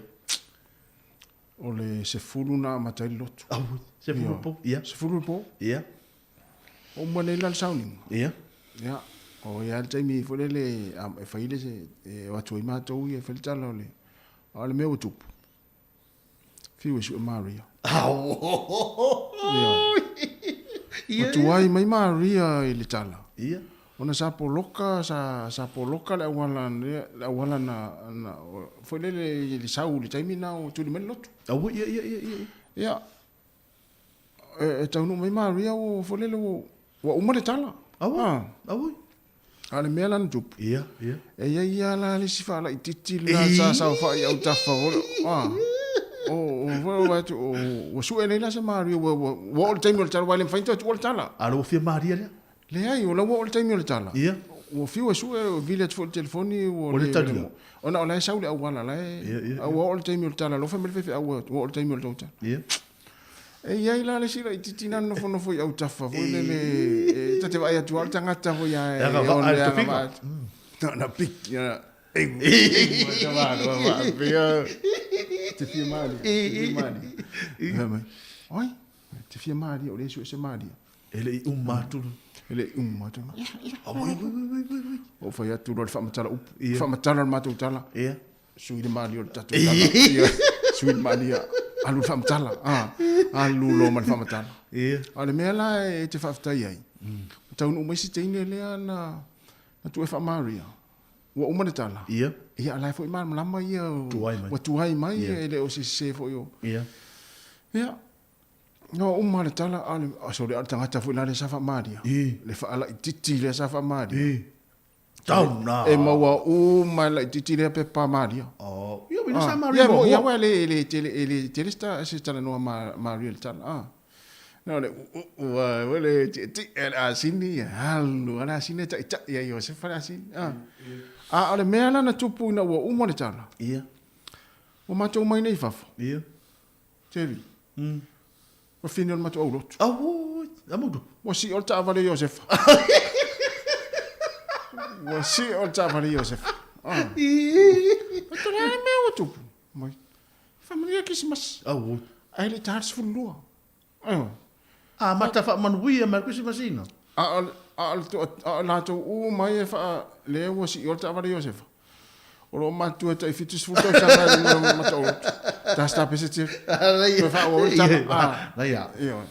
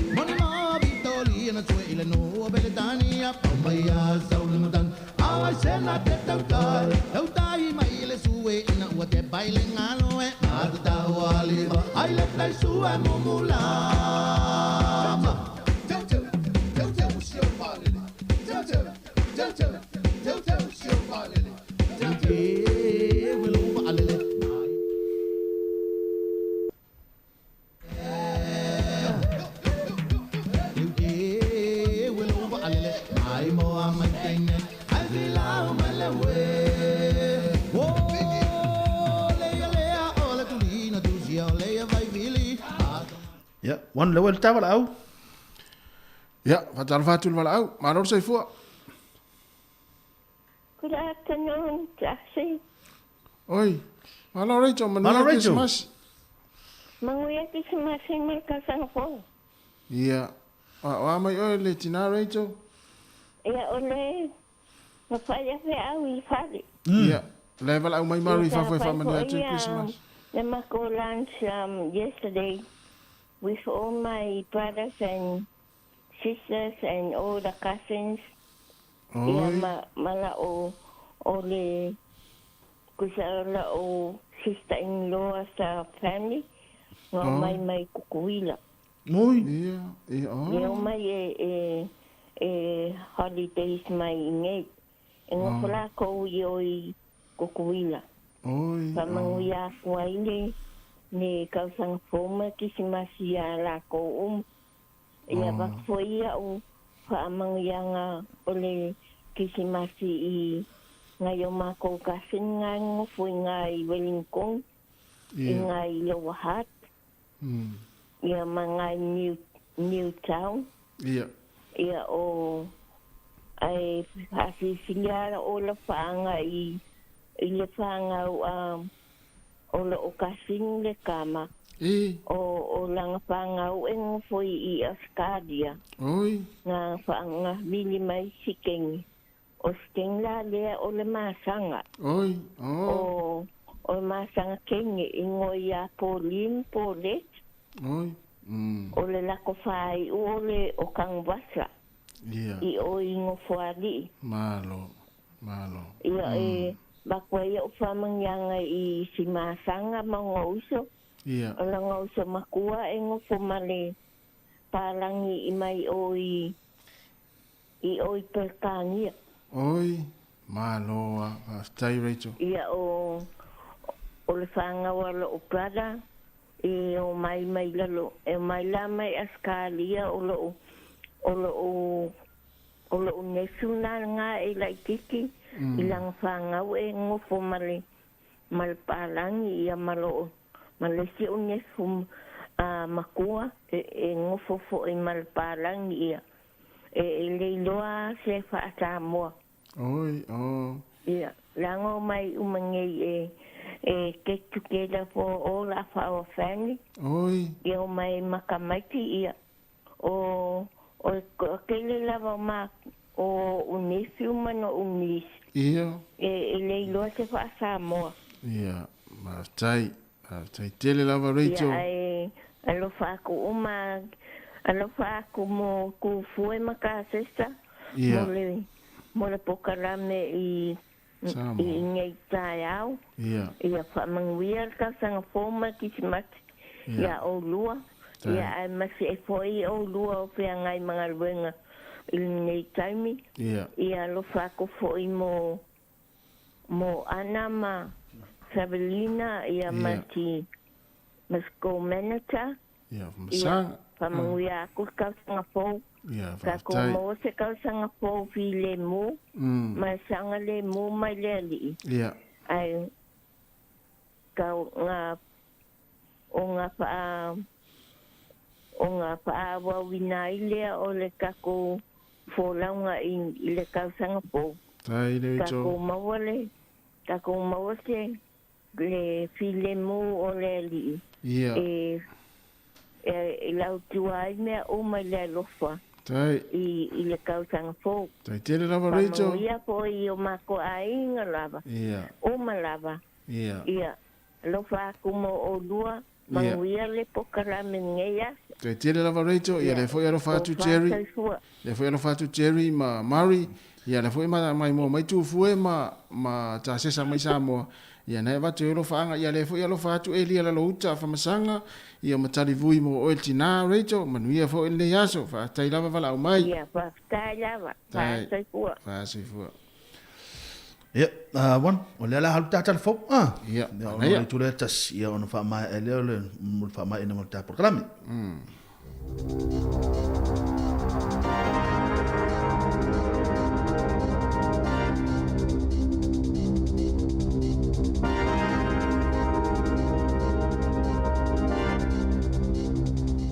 Talo falava i le nei whaopoponga o telefonu o le si ufonga le lau mua i Wellington i le nei aso malo lo i le tuana iai o le aso Kirisimasi. O le talamo mua, o le COVID-19 furumara iwa, ma le taunga tau le soifuanga, o nisi ia o le mau whaafi tahuli o whengai nei ma le totele o tangata o New Zealand, a o alo atu i aso malo lo ma aso fia o lo o iai nei. Ua whailo mai e whaalapo tonga tu maoti o lo ofso soani i tangata lutele, sa i longa o na pisi la tau i nai vai aso ia ua mawai atu nei, a e sa le i wha i titi a ia la tau tau mwhainga i le aso le Kirisimasi, e langolango ina i tangata sa mana o mia le veso soani, ona o le lava o le wha soa. E si dia i le lima se lau la wha i tangata sa a wai le tau mwhtanga wha apito le Kirisimasi, na saunia i le City Mission i au Kilani. O le nei tau mwhtanga i le aisi tutongi, ma e wha apitoa mo so tangata, ai moisea o e le aini a inga mo tangata maatitiva ma lima vai, ma e whaia i tau sanga uma, e le whaalapo tonga le nei o le City Mission. O le tau mwhtanga la o le Kirisimasi le nei tau sanga, na whaia lei le whalefau o whaingoina o le home ground i le awala o le Hobson Street, ma e le ngata i le tau mwhtanga, ai o se taimi fia fo i mō lātou uma sa awai, ona sa mawai fo i le ata, ma le fia, ato ai fo i mani a lātou mea lofa. O le menu i le nei tau sanga, mō le tau mwhtanga, sa au fiai ia sa lati pateta, o le ham, coleslaw, falawa, ai whapea ia pulini, o le chili, chocolate brownies, ma le askulimi mō le dessert. Whailo mai e le tina ia Deb Tunganga, lea sa au tu iai le tā pena ina o le nei tau mwhtanga te le whapea. E tu sa male iwa i tu la na ngā rungu e ai tangata sa hawha atu la tau taimi la stonai e ta pena ina ai me uma mo le nei wha moe tā hua. O winga le leisa iai le tau i le aso le Kirisimasi o le a wha wau pēr mo Wellington i le so le aso mano lo le nei so ma le Kirisimasi ia ma o mauti noa to tele la tau o le a ngai tuai i matawhanga a toa mo le sami mo tā whaonga mata e lenga. Whailo mai e le li ofisa o le wa aitau ia Dan Corrigan o le Met Service o le a wha wau pēr winga vevela ma le mawhanawhana o le tau i le nei vai aso. Na ia ta ua o le ala o fie ma mawhanawhana winga o le tau i nai aso o lumana i nei, ta ala whea ngai lava ma ngā ruenga ma tā whaonga i whafo, mai o le a wha o pēr ia tū langa le lei se ia o atu i le as for reile. O lo valo ia mai le o atu i le luas fuma le valu tika ri na maa o lunga o le bevela o le a iai lo o hati le nei aso a atoa o se tūlanga e le maa sani ai. O Wellington e lawa ia e o tau i le luas fuma le 1 degrees le vavela i le so. Ai whapena fo i ona mawhana whana Porirua, luas fuma le 5 degrees, ma le Cavity Coast e o tau i le luas fuma le wha tika ri e pei ona valo ia mai e le Met Service. Ua whaaria e whaalapo tonga e whengai ma le waainga ma le tausinga o tamaiti le oranga tamariki e ono a whaina tamaiti ini swinga e whaia i le tūla whono o whaamtalanga tō tino po le Privacy Act. O le neila pata inga mai le oranga tamariki o mafua ona o se fuafuanga le malo e whaia ni swinga o le tūla whono le nei ina ia o ngā tūsai ma swinga de tele mo le malutia o whaamtalanga tō tino tangata i le atunuu po o atunuu o le uni o malo Europa. O le a fiai i swinga nei le whaamalo sia o na whailo atu i tangata pe a whai o le a whaonga ina o la atu whaamtalanga tō tino e seisi a wai o le teimi nei e le o mana o mia le whaia o le atu langa. O le ofisa o le oranga tamariki o stasi le ofisa whaalapo tonga e limas fultoru la whai sa atu inatu ne la tau manatu tustusia ele matanga luenga o whaamisnonga e tu sai o le nei mata opu. O le manatu o whaalapo tonga e le tau o nā mana ia le tūlanga whaatua tuaina whaapea le saonga le mua tamaiti i le whiawea ia leo whaamtalanga ma whaamau maunga tō tino o tangata.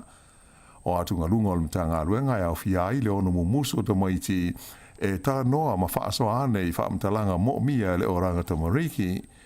O le isi tūlanga o le ono au ngata ai le o isi mtanga luenga ma ofisa o le malo e whaasoa ane whaamtalanga mani o lātou langona e tusa o tō maiti.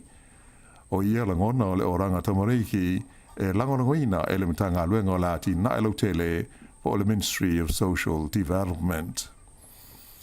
E tele matanga luenga whalapo tonga le mālo New Zealand ua ioe e le whaingo fie tau mo whainga ina ia saunga le mu awala te tele o le tunuu. O le tausanga taruai lea na whautua ina ai e le tele o ia matanga luenga min style carpeneta i tūlanga whainga tā o le fuafuanga ina ia whaititia i le fast fulu pasene la whai o whalabelave maari liu ma manu o haitanga te lungo o wala i le tonu o se taimi e se fulu tausanga. O le tausanga le nei e tu sai o wha mau maunga ua tutusa le leia ma le lua afes fuluwalu i le mau lunga leo la whai o e ua maari liu ma manua ona o whalabelave tau ta amale. O le lua afes fuluwalu o le tausanga o pito i ma tautia lea i la whai o tangata na maari liu i whalabelave tau ta amale i te tonu o New Zealand. E tūlai mai ia whainumera nei ai o loo iai le polkalame ale maa lo mo le whaititia o whalabelave le whaingoina o le Road to Zero Plan. Le ana amata ia Januari o le tausanga lua afe lua se fulu o le whamoe o tua le nei polkalame ina ia aulia le tausanga lua afe tau se fulu ua pa i le fast fulu pasene la whai o tangata e maali liu mo manunua i whalabelave tau ta avale. E manatu i la tau o lo tau la mua i le una i o le polkalame nei a whai e maua lea o whainga o le ata tau o na whaasa ina ai pe whaasau ina mai ia le a whainga e fitu sa lau lima sa fulu o soifua ma puipuia le whaitau wafe o nisi e ono manunua i le tonu o le se fulu tausanga o loo a fia. Peitai o lea ile i atoa se lua tausanga talu o na amata le polkalame a o lea ua whautuaina mtanga luenga lo a fiai e min sta o le malo o le a whainga tā o na ausia lea wha moe moe i le tulanga i pei o na mai ta wina i whainu mela i le nei vai tau. Na maliu se tangata i se whale i au kilani i saute lea na lipo tia mo i ai se misa na tupuai e mai alo whaia i ai sa i li linga leo i le mafu anga o le whaale me lave le nei i le pōlest o na i a malama le asa o le kerisimasi. Whailoa mai e leo e whape limas fumal fitu tau sanga le matua o se li na mawatu e manua ti ngā ina i le tonu o lea whale i le awala o le Airfield Road pe tusa o le afo le sfulma le lua i le pō o le aso tonhai. Pe tai o se teimi muli muliane na uma i le ola o le nei tangata. I le tumalo Northland na mali wai le istangata e tō tasi ona o se whaalawe lawe tau ta amale i le pōlest o nai a o luma na i le kerisimasi. Whailo mai e leo e whapea o le whaalawe lawe nei sa tupu i le pita nuu o le ko Tata Rise i le ai o whangarei i le te ale titi o le se fulu i le pō mai tō tolu istangata na manu nua ai. Pale nei whaalawe lawe o tō lua ai tangata ua maari liu i lungo a wala te tele talu on amata mai i le wai taimi o aso malolo i le tu lai whai le fiafi o les whare le taruai. O loo sa ilia pea i le taimi nei e leo i le ai o Nelson ia se tamai ta ina lei loa mai i le pitanuu o le Stoke e talu mai la so lua se fulu o te sema. Whailo mai e leo e whapea o le nei mawhine swa whaiani Cole Hunter fast fruiwa te usanga o le soifua o loo ngata mai la so lua se fulu o te sema o na wa aia lona tino o loo la eis on ofu lanu moli ma se ofu vai o umi lanu moana ai le aini ona se mai. O loo masalomia e leo a le o iei pea lea tangata i Nelson masalo pe uo atu i le tu malo Marlborough mai o loo popole lona ainga e mai se a leo i lona saonga le mui le teimi nei. Ua whaatalo se ngai nai so estasi e ono sila fia le mai e le mea o iei le nei tama tai ina ia fesota i atu i leo i le numela o le tasi. I le tumalo le Bay of Plenty ua whaalia mai iei leo o se venga lava le maua o se taule le talavou o pipi i papa i le sasi o mata whanga i le vaenga o le tunuu i le fiafio la stona i taluai. Sa feso soani le Coast Guard whapea mo se waalele helikopter i leo i le sa ilinga ma le lave ina mai o le nei talavou e se furu whātau sanga le matua e whapea sa whaisona whaiwa i le matawhanga i ngoa o le o Pape Beach i le nuu o Portiki.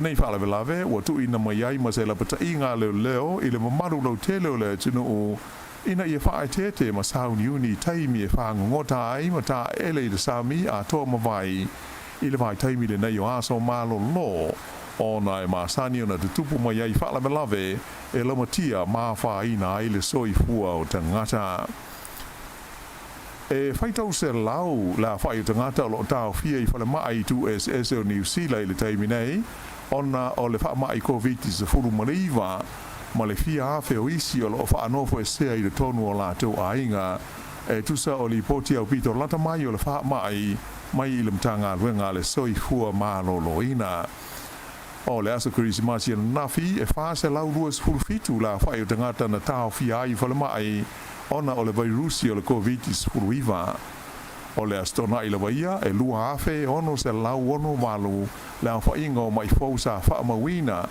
mai o ia whaamau maunga uma ua mai tau ina aise tūlanga pau le a whaatusa le i whainu mela sa iai mai le amatanga o le vai aso hei tai o loo masalomia le matanga luenga a tonu ua mafua le pau ona e le o maua uma la whainga o mai fau ma o lo a fia le fa mai i le vai taimi le nei o aso fia ma so malo lo e lesi vai ngole tato tala o fadia mai le ofisa le ampasa le malo Peru i Wellington o lo nga lu fatasi la to masui le malo Peru ina ia mau se so swani mo tangata no o New Zealand ia o lo o yai nei de tonu o le atu no o Peru o ia so swani e fiai me ai a to mo vai la au mo to fitinga fa fo mai a to fo i mo le fai o fu fuanga mo le ave se mai o la to ia mai do tonu o le tu no e pei ono si lo fia o le tu no le nei o Peru e tele ni mau ve vesi o lo tu lai ma di ali mai ai le teimi nei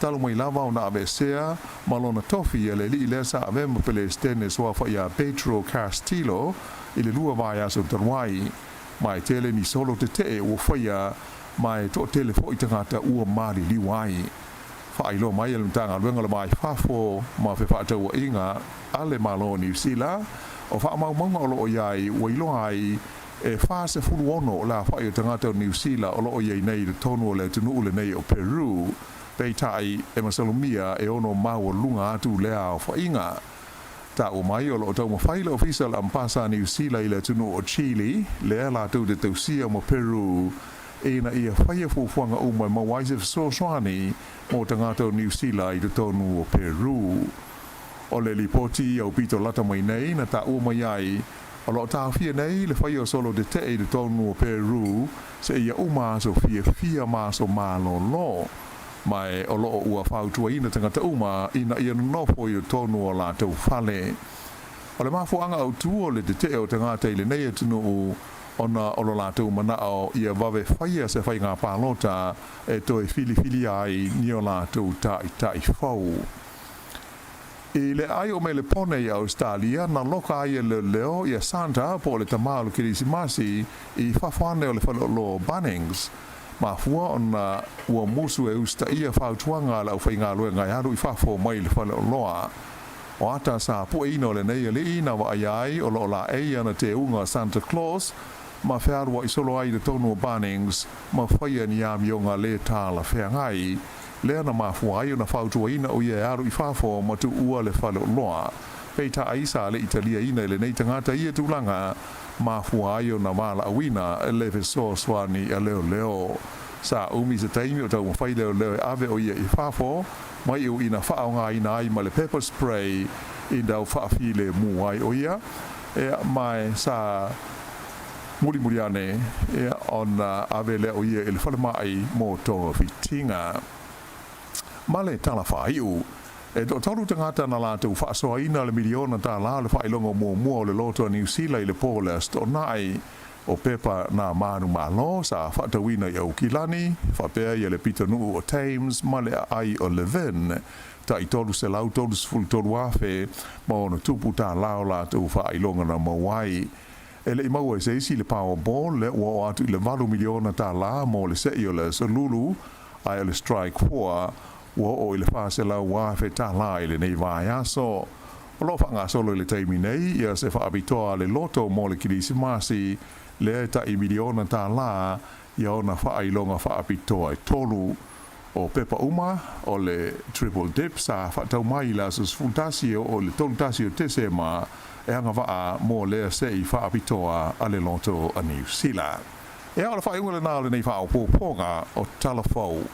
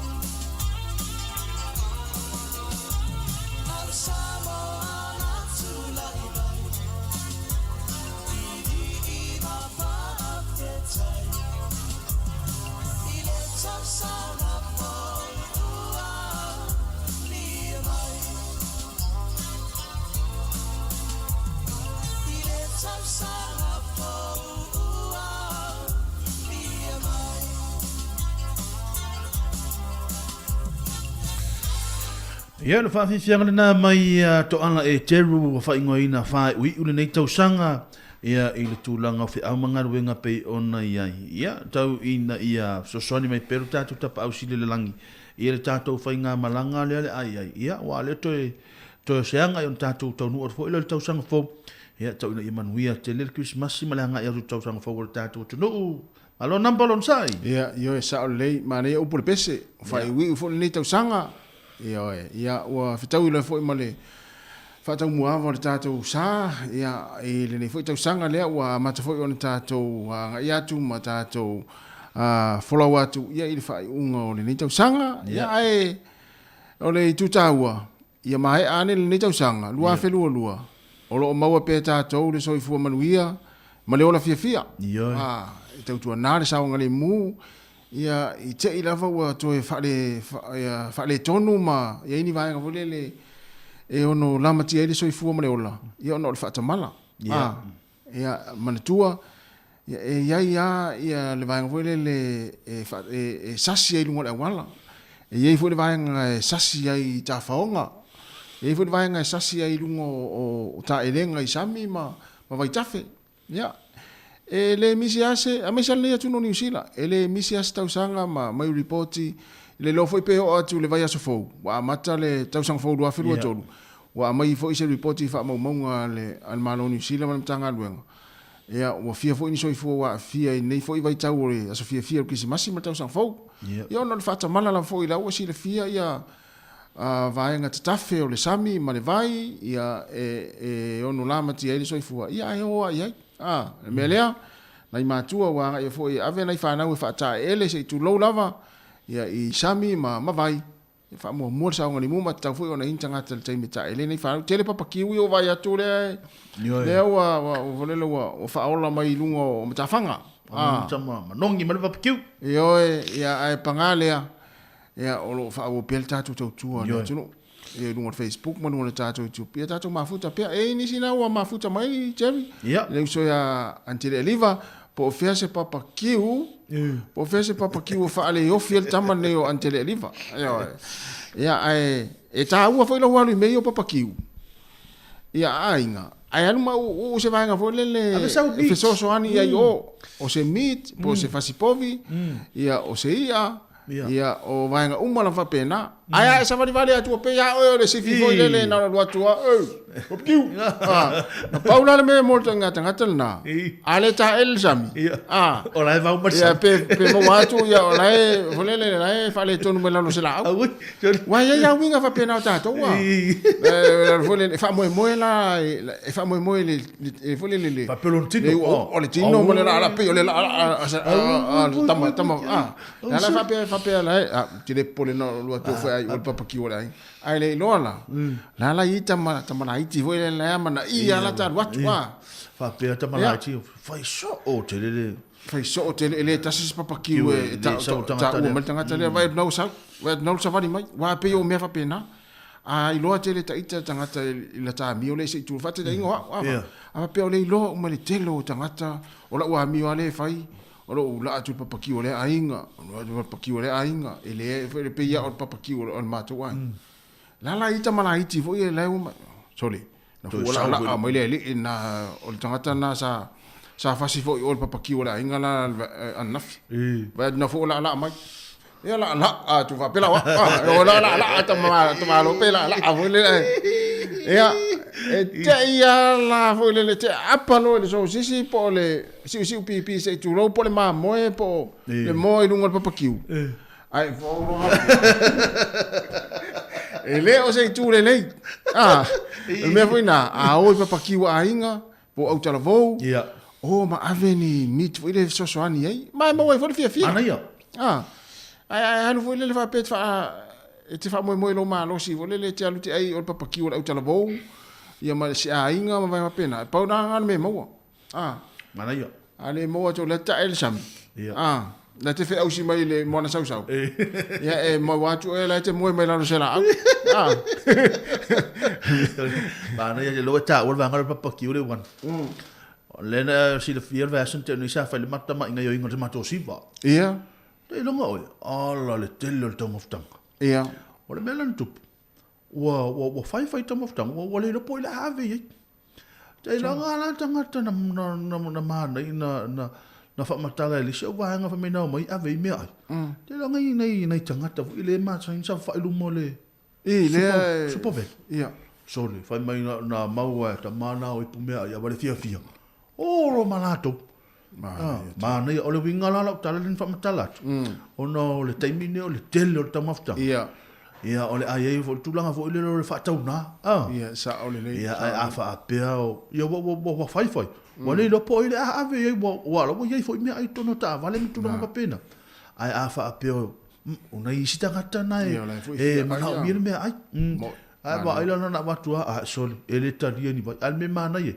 o la tate va ai tu le tingaina o la fa onga ni tata na ia ole siba ngata wona o no le tata o tulanga le papa kiu te mi ia wa le fa pe o la fa le papa kiu ia le fo ile show so o po tu po na ye vanga ma po para lani le si tu ia pe tera tu fa le papa kiu ia la tu mai ia pe o le si ai ngai o hey, Merry Christmas! Merry Christmas! Oh, yeah, tata kiwi!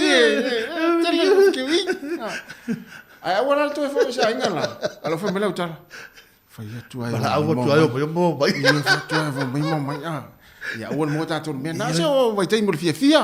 Wale tonto fa fia. Ai fia se tu lo, ta fa fia, voli fia. Mana ia. Yo ta ele fia le sami. Ia, wa isi ai ngai e watu ele masani. Ia. I me yo ta fa. Ai te ia masani. Ai te ia masani. Mana ia. Ati mo ai ngapa langi vo ia. Ia. Ate watu ana mafu mai I papa kiu. Mana ia. Te le lo ale mo la wo le papa kiu le. Mafu mai ona wa lo fa la inga na. Ia ba si me. O ila ilo ta lu le te va ai tu la fa pe mai. Mana ia mi noi sta. Na. Ai te le lo e me tupu ate. Te le lo e me tupu fa pe na o lo te le fa lo papa kiu. Ai wala la fa lo top. Ala fa te top ngata I ni ma pulima. Ma ai to la le tu ta wa. Ia te la tu ai so no papa kiu se tu lo. Te le lo wa la fifi lo ile I mta fa. Te le lo ai oe ona e fika mai oe le si ka.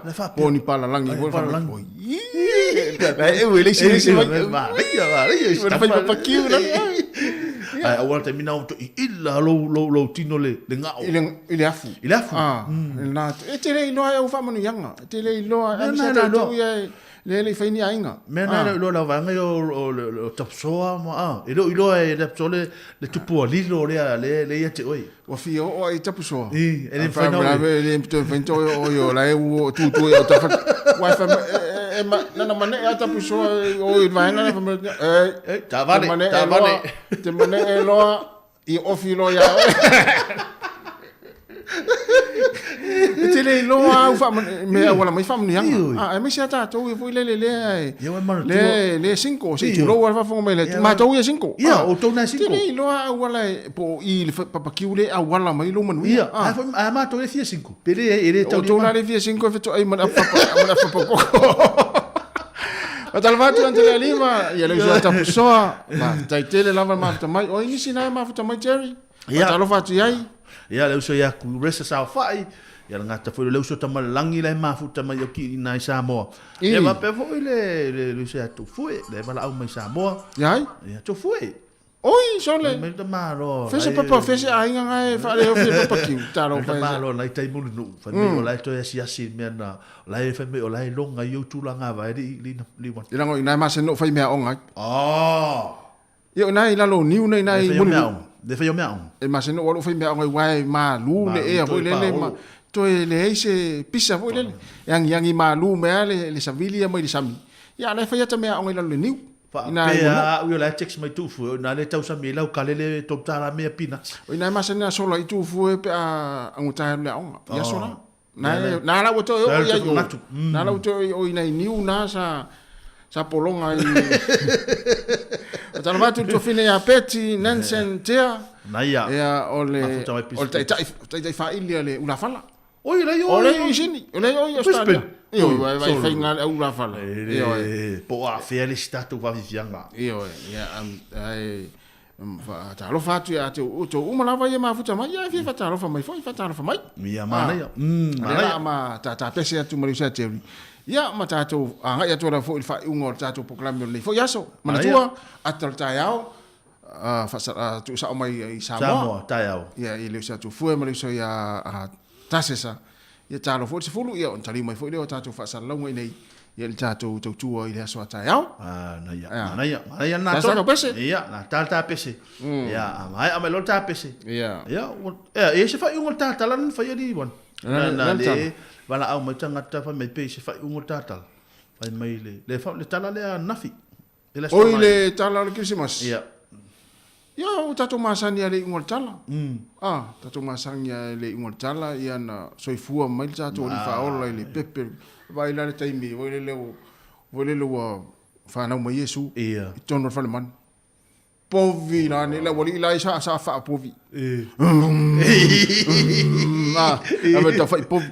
Fa o fio tu le tu tam. Me Maria ma Yesu le fisima. Fiu e tu le tu le wali sa fa povi. Ave me atam. O mai tama la na lumo Maria. Ave la sia tau na tau ale povi alu tu tau ma ale povi alu tu. Facciole. E se na la se tala. O tau e mama i tu o le povi. Fiu mama i tu. Se vanga na o so i fu ma le faola. O mai no tu te ifo. Sole me le fa na mai ia Yesu so le o ifo ta maso. Ave ifo ya Maria ale ifo me Yosef. Ia le ifo na tala. La ia. So ifo mai tatu o li faola Yesu. Il fale o mana. O le anganga o le roto maulalo. O le melea tatu roto maulalo ne aso. Ole o nga tonu ana le sa o fia mo le sia mana o mia po loto maulalo. Ia wa po wa le ala wa tali la fsi le tonu le mala mai ia ma tu le tolu fa ve so non tonu le sa e tal no ia va ngale le ala o to te le lo fai mai le o to e to te la to le le lo loto maulalo le o nga o le o nga na tala le to le so i fu mai le tatu o li fa o le se ala maulalo e moli mai ai ia le ala vole lo le loto maulalo no winga tato uma ia Angele Aliva o Hansi lo Mayama o Betty Tea o Erika Maoe tato loto maulalo ia wa amu ia tato fana nau mai i fale amu ia tato fana nau mai falo i mato tua ia o fale le ai talo fai le li faolo so i fua mai le fale o manu se tulo ia te leso o mai ele fe au taua loto mauralo lono minga ato loto mauralo mana ia fa mangalo ma wo fale tei mo tauna e halu fale lo uso halu fale lo to fine halu fale lo ainga wa mena tupu le ne tau sanga toa fa mangalo la tua tuli ia po le ti na fo le ainga na sa se le tau sanga toa to tuli nei ia to tuli Fato esel tina le ainga. Se monta. Se le to ilalo ape ato espe fato es. Ele o ilo ato foi nisi lau to tuli foi le mai tangi. To ilalo isesi. To ilalo isesi. Ele to ilalo isesi. Au te popole pe ilau tangi pe fa pe au te pole fa pe le malingi o lo mata ilo fato esengal tina le ainga. Ai te sila fia o etas. O le ma losi o lau tangi. E ilo el tina le ainga. Salamo. Na tonu o le fe au na le moli. Ia mau eta tau le loto maulalo marsala mo mai a mio sa fai ia toro pulo na tatu ia toro pulo fa fai ia te le vanga le au mai ia o le ala a fai uta piseria ia na tala mai lo to esfia to suma le to e o le to 30 minute ia ona fa mai ai lo tu ngal tatu to mana fa fai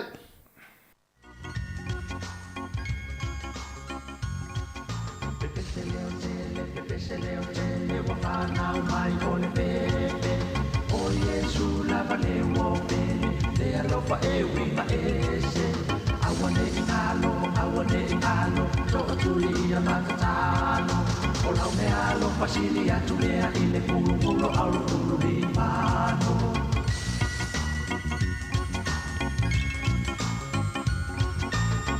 tu pole ya tanto no pole matato ma fau e sulla afana mai ke tato sa umi ma fa atari tani le ali fa amama uma o ngana o fa na mai o le tama ke pesele o tele wa fa na mai o le bebe o Yesu lava le wo bele le alo fa e wi ma ese awane ingalo, to tuli amatalo. Olau me alo pasili atulea ile pulu alo pulu ripano.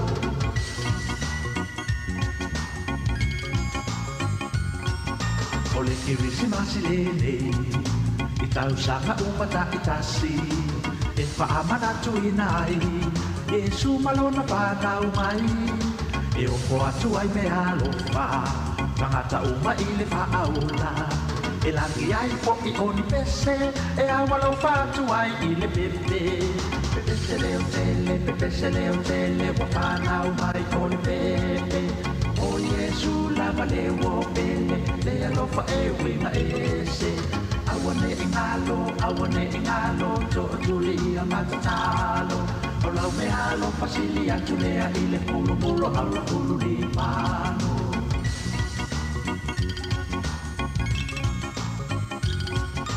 Tatusi ipa atasi, ole pa apetai ile laki, ina uau dia mai, ole nei kirisimasi, le aso panau ole tuku, ole filemu, le aliti o Yesu, le paaula o etato, pepe se leo tele, wa panau mai ole pepe, o Yesu lava le wo pele, le alofa e winga ese, awane ingalo, to tuli amatalo, o lau me alo pasili atulea ile pulu alo pulu rimano.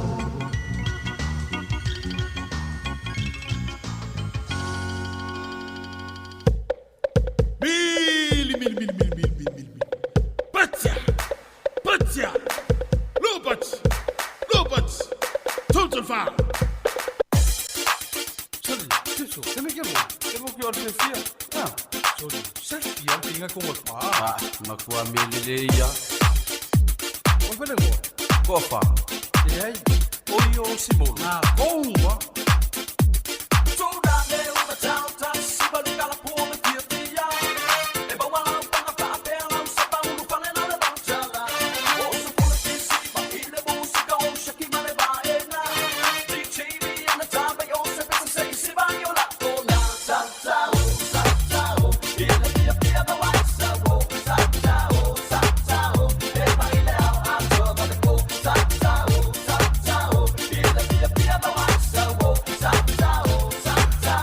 So suma le 5 minuto tale tula lua fa mai ina tulanga tata tua tasil nei vai ngo le wauli maro no sai ya malo la folta wata il tatu tuno malo lava le mafuta mai no tata Facebook mo le tata YouTube le tai mo le tatu si fonga la mua fa fia mo atu ya wa fo yo na te mafuta mai le tata program le tai mo le uli ya mo le tolo fa ngol tata tua ya matonga lua tu mo le sia mari pa pe fo le sia cherry tapu manaya ai Jerry, o aso fia la fo e la va nga tupu mai tono ainga. Ah, tato fa longo ina fo ma mo ina fo ini sio tala mai Samoa tato tunu e sta fia. Tala fo le tato te la ngona ai le lofa i e fo wa fia so i fu. Ya mo ina fo le o si le fia fo i ma au mai pora tonu ma fo anga nei me tupu mai tato tunu i fa lave o mo tsia fa fo se i maftanga nisi mo la to ainga.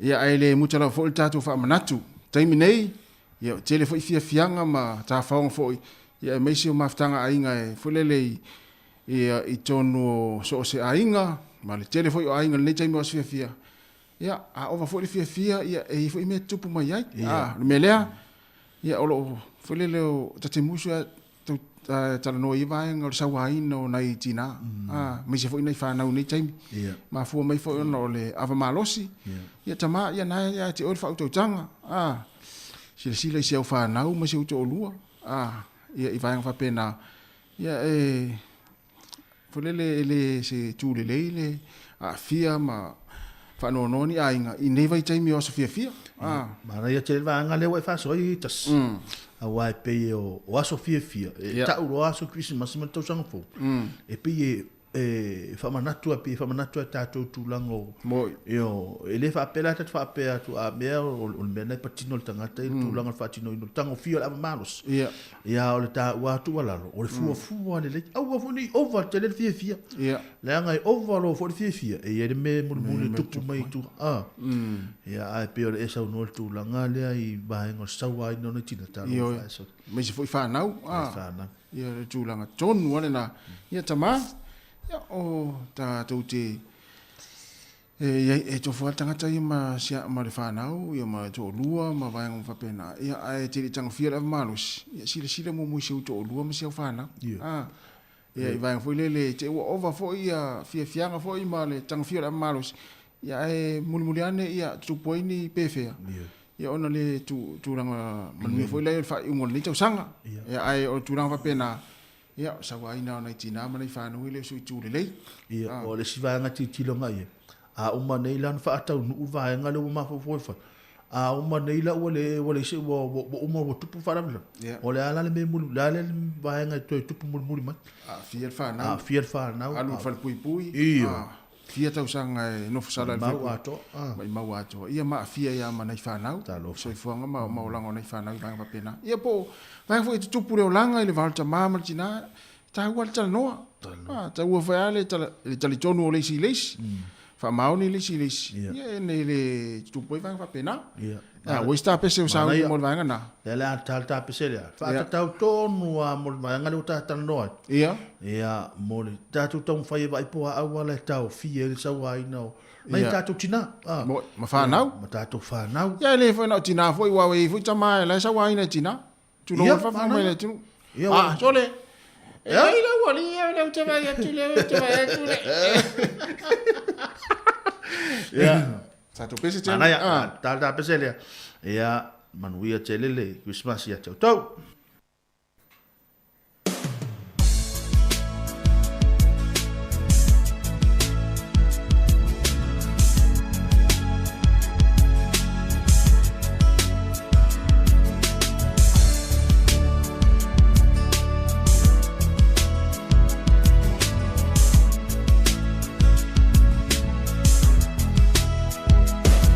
What's a fair little to maita?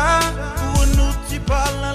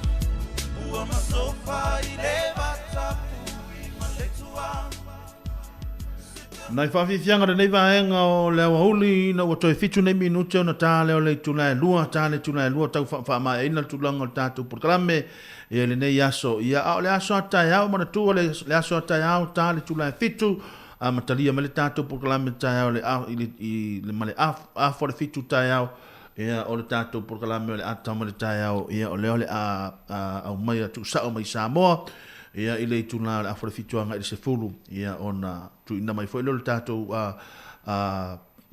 fasara longa i nei i Wellington la so taia ia le amato e tau tu me le so ia tasi la so taia ia mano tasi le Yoi. Mano si nei aso ia ona mala fai foi tu longa tato tu Malo foi tato tunu le mafta mai nei taimi tato proclame ma tau tu si fonga lo mua mo le tu le nga fa tai e manatu le wa mai al tato tu le nei aso ia e mori atu ile nganga whaaftai tele lava, ia ile pa ia mori manu le tātou o tinu, ma futa mai, e le ngata le tātou ala leo le tasi, ono tesi ma le tasi, wha moe pe ona mai atu le tula tasi.